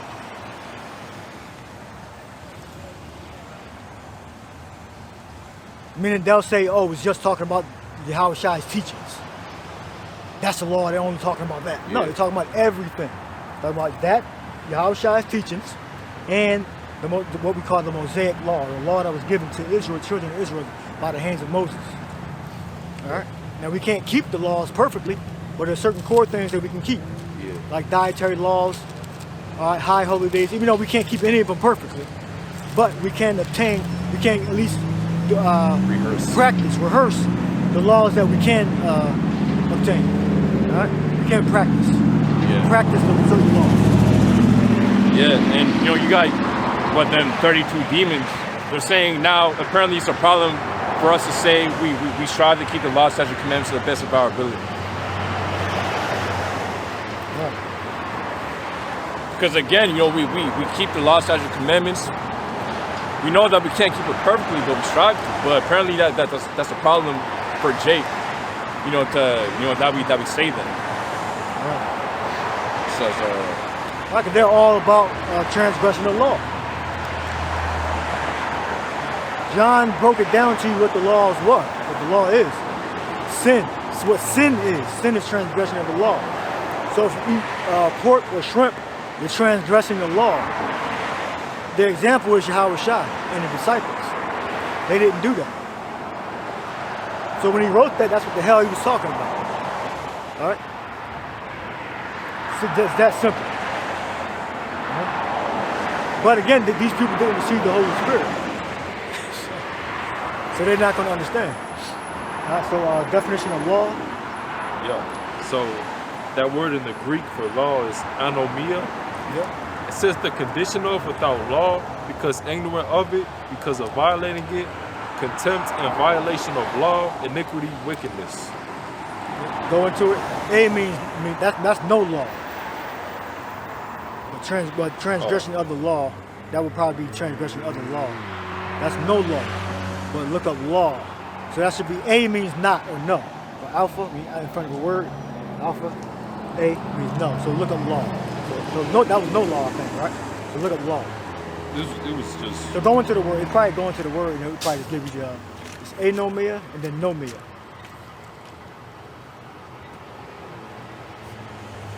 That's the root word. Nomos. Yeah, nomos. Yeah. Nomos. All right. So it says anything established, anything received by usage, a custom, or law, or command of any law whatsoever. Anomos and anomos is not. And nomos is, no law. A in front of it means no or not. So you went to the root, and it's just law by itself. Nomos? Nomos. Nomos. Yeah. So anomos and nomos. Nomos, right? Yeah, so this says, of any law whatsoever, a law or rule producing a state approved of Yahweh, by the observance of which is approved of Yahweh, a precept or injunction, the rule of action prescribed by reason of the Mosaic law and referring to the context, either to the volume of the law or to its contents. The Christian religion, the law demanding faith, the moral instruction given by Christ, especially the precept concerning love. Yeah, Mashiach. Yeah, so these are all laws. And we're supposed to follow them. Whether it be Yahweh Shai's teachings or the Mosaic law that we're rehearsing. Alright? So I'm not going to tell my brother to eat pork that's going to fucking kill him. Alright? I wouldn't do that. They're scavengers, and I know what their diet is. They literally are bottom feeders. They skip the roaches of the sea. Alright? The Lord said, don't eat it, so we're not going to eat it. And we're taking it after the examples of Yahweh Shai. But again, these are the same people that are going to take the chip, take the implant. Because they say, the scriptures say don't make cuttings in your flesh. Okay? Don't make cuttings in your flesh. So if you're making cuttings in your flesh, no different from eating pork and shrimp and scavengers, crabs, snow crabs. It's no different because you can take a etching in your skin because we're not under the Mosaic law according to these unlearned idiots. Right? Oh, well, we're in the time of grace and the Lord knows, we're hungry, we got to eat. So, hey, Jake gonna be thinking like that. You can take the chip or you can eat bad food because it's all you can afford. Same difference. But hey, the curse is in Revelation 14. You're going to be burnt. You're going to get destroyed. Yes. Explicitly said. Die to death. Keep in mind, Revelation, that's for the future times, which we're in the future times, man. And multiple... Oh, keep in my words, yeah. Yep. To the end. Him I get power over nations, yeah. So the judgment is already written, man. There's no going around the judgment for those who take that mark. All right. A few more scriptures and we're going to wrap it up. Right. I got, it's Matthew chapter 5 and 17. Think not that I am come to destroy the law or the prophets. I'm not come to destroy, but to fulfill.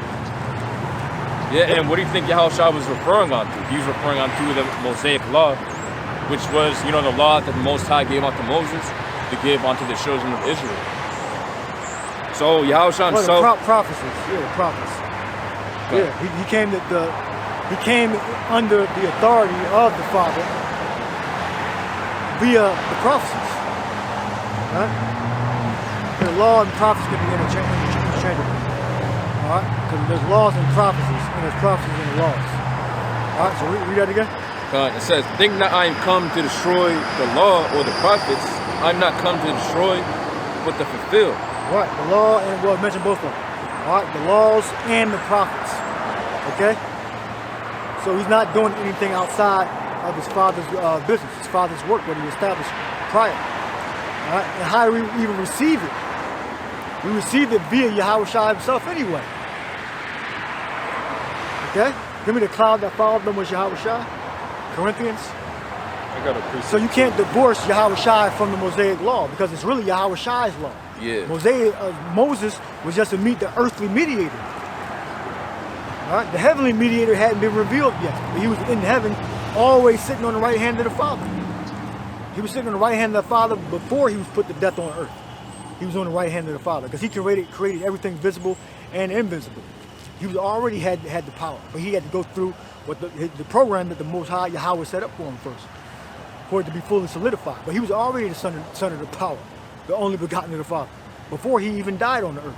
What you about to say, though? Yeah, I had a precept. Yeah, go. This is the book of Romans 3 and 31. It says, do we make void the law through faith? Yahweh forbid. Yeah, we established the law. Yeah. And when I was looking into it, that word for law is the nomos. And I also wanted to get for the do we make void, the definition. It says to render idle, unemployed, inactivate, inoperative. What's the word? To make void. Make void? Okay. Yeah. Make void. Inoperative. So, okay. Yeah. To render idle, unemployed, inactivate, and operative. Meaning it's no use. That's not true. It is a use. I'm going to just read the main points. To cause to cease, put an end to, do away with. So he does not do all those things. Yeah. Okay? The Lord did not do all those things. Yeah. Okay? Annul, abolish, to cease, to pass away, be done away, to be severed from, separated from, discharged from, loose from anyone, to terminate all intercourse with one. So the Lord didn't terminate all. Okay? So he didn't make void. He didn't make void, did not. So all those things put did not make. All right? I came not to make void the laws and the prophets. You read the verse again? The Romans. Oh, you were reading Romans. Yeah. Oh, read the verse again. Read the verse. This is the book of Romans 3:31. It says, do we then make void the law through faith? Yahweh forbid. So no, so he did not make void. Okay? So it's still in existence. It's still practiced because it's going to save your life. You're not going to commit homosexuality. You're not going to be a sodomite. You're not going to be a murderer. All right?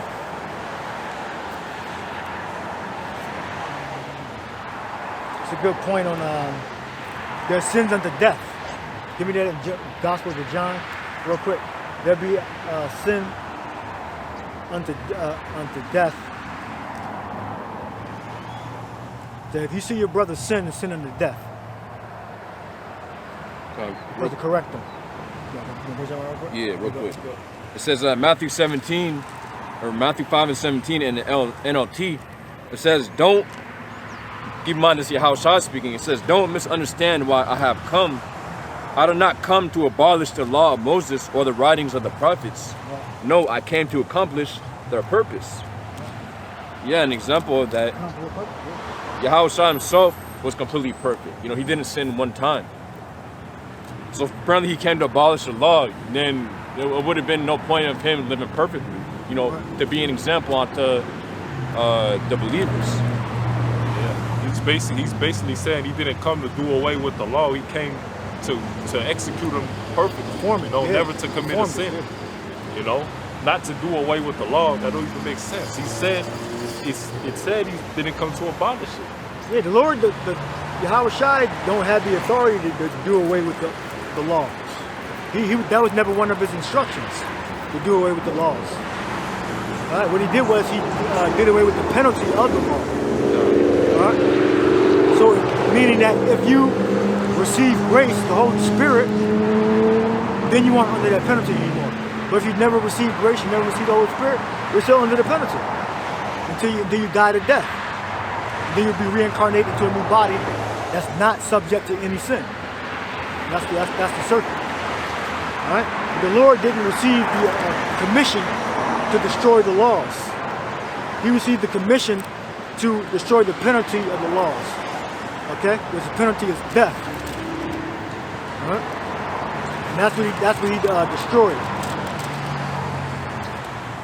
So the elect, when they received the word and they were reborn, Yahushua writes out, we are those elect that were reborn. We're not held accountable for our transgressions. They're wiped away. That's what we believe. All right? But we still practice what we can practice, such as dietary, high holy days. All right? We don't commit adultery, etc. These are things that we can obtain. All right?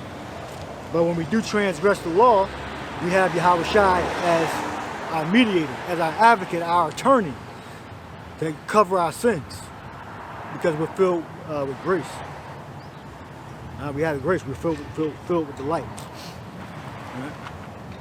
What else do we have? What we have? 1 John 5:16. Yeah, I'll read that. Yeah. God, it says 1 John 5:16. If any man sees his brother sin a sin, And read that in different translation also. God. It says if any man sees his brother sin a sin, which is not unto death, he shall ask, and he shall give him life for them that sin not unto death. Yeah. There is a sin unto death. I do not say that you shall pray for it. Right. That's sin of death. And it talks about that, Romans the 1st chapter. Revelation 21:22, that adulterers, effeminates, and all of them ain't going to get into the kingdom. Those are sins, okay, that are in the laws. You look it up, you can verify it in the law. All right, Yahushua is the volume of the book. So if Yahushua is the volume of the book, that includes the law. All right, that the children of Israel received, our ancestors received on the Mount Sinai. Right?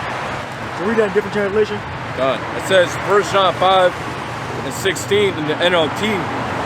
If you see a Christian brother or sister sinning in a way that does not lead to death, you should pray, and the Most High will give that person life. But there is a sin that leads to death, and I am not saying you should pray for those who commit it. Yeah. So they excommunicated from the camps, from the church. All right, and they would leave it up to the Lord. All right, so there you go. So it was sins unto death: sodomy, adultery. All right. So yeah, sin is you can still sin. All right, and you can still be excommunicated from your congregation for that sin. And he said, "Don't." I'm not asking you to so you don't got to pray for them. All right.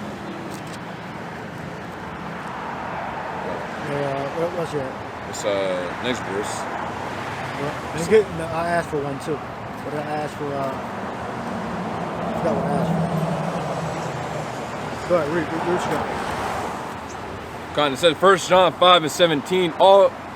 It says all unrighteousness is sin, and there is a sin not unto death. Right. So you can sin in that, and you can be forgiven. Right, for your transgression. Right. Oh yeah, all our fathers were under that under the cloud. That Corinthians Chapter all 10. went through the sea.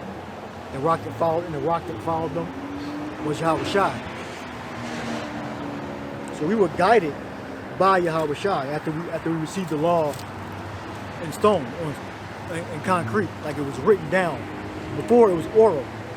Then it became it was written down, so we have a record of it. But and we'll close on this. Do you have a precept?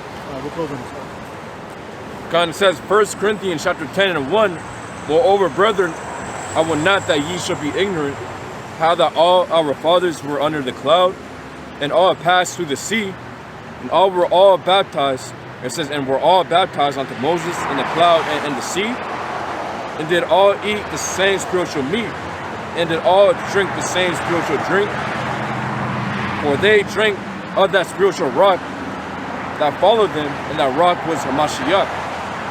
Yeah, so that rock followed us out of Egypt. Now give me what we on this. So that rock that followed, read the last part. Go to Exodus 12. Exodus, the pillar of cloud, fire by night and day on. It said, for they drank of that spiritual rock that followed them, and that rock was Hamashiach. And the rock was Hamashiach. All right. I believe Moses smoked a water out of the rock, and that represented Yahweh Shai. So get pillar of fire by night and cloud by day. Exodus. So you got it said darkness when we were leaving Egypt. It said darkness separated the Israelites from the Egyptians, so they couldn't catch us. It was either the Lord manifested that, or those the angels coming down and parting us asunder. Either way, it was Yahweh Shai, because Yahweh Shai was the main force back there.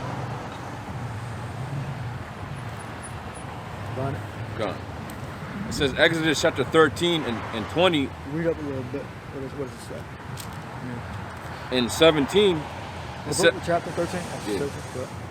Gone. It says Exodus chapter 13 and 17, and it came to pass when Pharaoh had let the people go, that the Most High led them not through the way of the land of the Philistines, although that was near. For the Most High said, lest peradventure the people repent when they see war and return to Egypt. But the Most High led the people about through the way of the wilderness of the Red Sea. And the children of Israel went up harnessed out of the land of Egypt. And Moses took the bones of Joseph with him, for he had straightly sworn the children of Israel, saying, the Most High will surely visit you, and you shall carry up my bones away hence with you. And they took their journey from Succoth, and encamped in Etham, in the edge of the wilderness. And the Lord Yahweh went before them by day in a pillar of a cloud to lead them in the way, or says to lead them the way, and by night in a pillar of fire to give them light to go by day and night. And he took not, it says, and he took not away the pillar of the cloud by day, nor the pillar of fire by night from before the people. Right. Go back to Corinthians. So, 1 Corinthians chapter 10 and 1, moreover, brethren, I would not that you should be ignorant, how that all our fathers were under the cloud. Under the cloud, that's the cloud he's talking about. All right?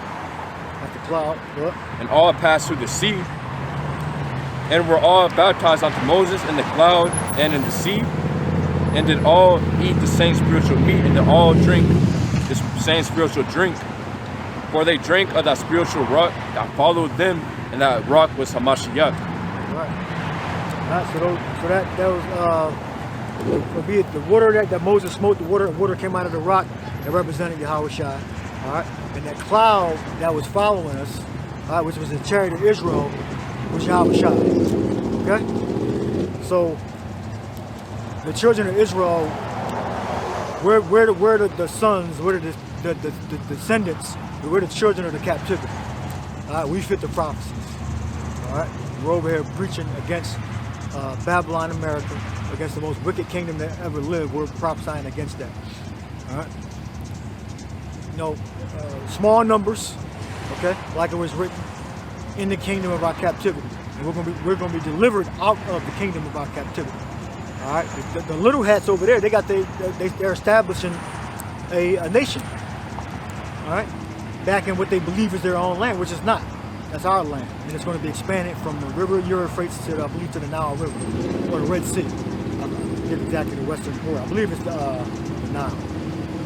All right, the river Egypt. All right, the Euphrates to Egypt. All right, that's going to be the actual borders, and they know that too. The little hats, they know that. They know that the borders are going to be expanded. That's why the Arabs went them out of there, because they know that they believe that they believe they're the biblical Israelites, which they're not. We're the biblical Israelites, all right? And they know what the Bible says, what the Torah says, all right? From the river of Euphrates to the river of Egypt, all right? And that includes the land of Saudi Arabia, Iraq, Iran.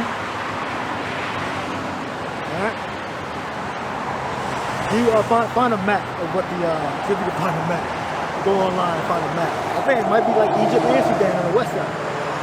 You know, Somalia, the whole eastern part of Africa. If I'm not mistaken, he gonna look at the map. Modern day? The four borders prophesied of Israelites. From the river of Euphrates. Yeah, the river of Egypt. The river of Egypt, yeah. Is there something to read? Or? Yeah, it was that was Genesis chapter 15 and 18, or that's this one.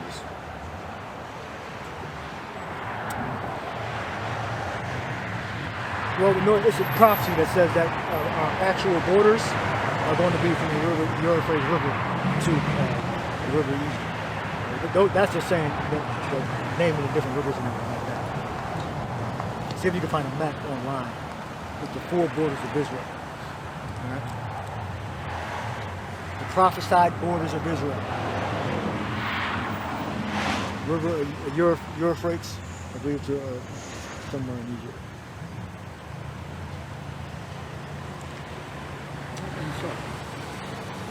Greater Israel. That's what it's called. It's called Greater Israel. So that's going to be our actual borders in the kingdom, and it should link up with prophecies. Go back and back. So put. There we go. So that's composed of Syria, Iraq, Saudi Arabia, Egypt, Lebanon, Jordan. All right, it's called Greater Israel. You see if you can find the precept. The precept on Greater Israel. Type it in and search it. Yeah, I got it. Got read it. This is Deuteronomy chapter 11 and 24. Every place whereon the soles of your feet shall tread shall be yours. From the wilderness and Lebanon, from the river Euphrates, even unto the uttermost sea, shall your coast be. Also, it's a prophecy or the covenant that the Lord made with Abram. It says Genesis chapter 15, 18, in the same day the Lord Yahweh made a covenant with Abram, saying, unto thy seed I have given this land, from the river of Egypt unto the great river, the river Euphrates. Yeah, there you go. So the Arabs know that, and the Persians and the Mangled people, they know that.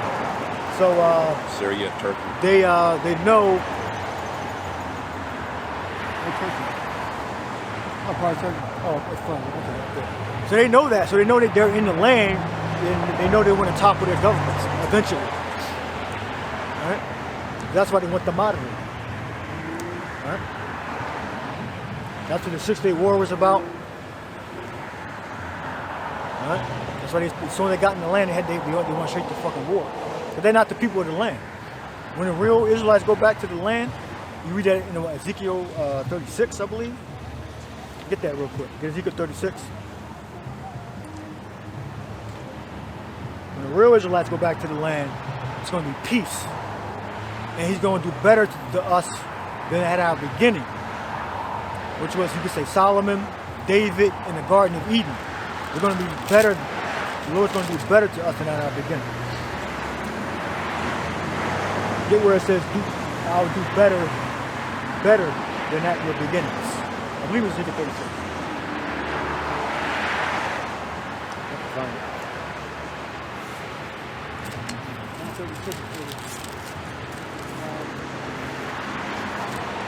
Let's find it. It's not Ezekiel 37. It might be 35. I'll do better than you at your beginning.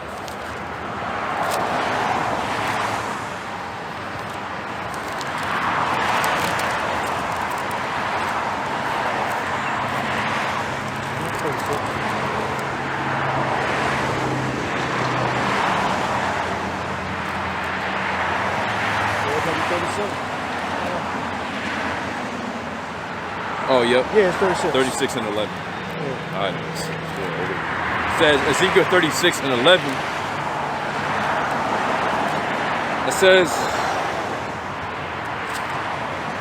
actually, let's start at verse 10. It says, and I will multiply men unto you, or upon you, all the house of Israel, even all of it.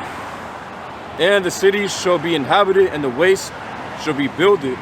And I will multiply upon you man and beast, and they shall increase and bring fruit. And I will settle you after your old estates, and will do better unto you than at your beginnings. Yep. And you shall know that I am the Lord Yahweh. It'll be 7 verse, 7 and 8 verse. God says, Ezekiel chapter 36 and 7. Therefore, thus saith the Lord Yahweh, I have lifted up mine hand. Surely the heathen that are about you, they shall bear their shame. Right, are they bearing their shame right now? No, because they're heathens themselves. The so-called Jays are in the land. They're heathens. They're all heathens dwelling in the Levant over there in the east. Go ahead. Verse 8, but ye, O mountains of Israel, ye shall shoot forth your branches and yield your fruit to my people of Israel, for they are at hand to come. Right, so if the biblical Israelites went back to the land, they would get their borders. All right? And they ain't get their borders because they're not the people. And it tells you in the 5th verse, they stole the land. Read the 5th verse. God, in Ezekiel chapter 36 and 5, therefore, thus saith the Lord Yahweh, surely in the fire of my jealousy I have spoken against the residue of the heathen, and against all Idumea, which I have appointed my land into their possession, with the joy of their heart, with the spiteful minds, they cast it out for a prey. Yeah. So the Edomites have control of the land. That's a prophecy. And the fulfillment of the prophecy is the Israelites, the biblical Israelites, are going to come back into the land. They are at hand to come. They didn't fulfill this prophecy. They have to fulfill the prophecy of the Edomites going to the land first, taking over the land. And that's actually what they're doing. They're fulfilling that prophecy. All right? So that prophecy has to be fulfilled first, the Edomites taking the land. Then the prophecy of the Israelites taking the land back comes to pass. All right? But they believe they're the real Israelites, but they're not. They would have to be the Edomites first. All right? And then we come after. The biblical Israelites going to come after us. All right? You got anything you want to add? Just quick, when it says Isaiah chapter 1 and 7, your country is desolate, your cities are burned with fire, your land, strangers devour it in your presence, and it is desolate as overthrown by strangers. Yeah, so again, our land, and that's prophecy, man. Our land right now is completely desolate, overthrown by strangers. You know, completely basically doing whatever, they want in that land, completely, committing transgressions. Pink City. Yeah, Pink City, Pink Kosher Parades. pig. Yeah, oral circumcision. Yeah. It's witchcraft. Yeah. So they can't be the people according to Ezekiel 36th chapter. All right. So hope y'all edified. See y'all next week. So.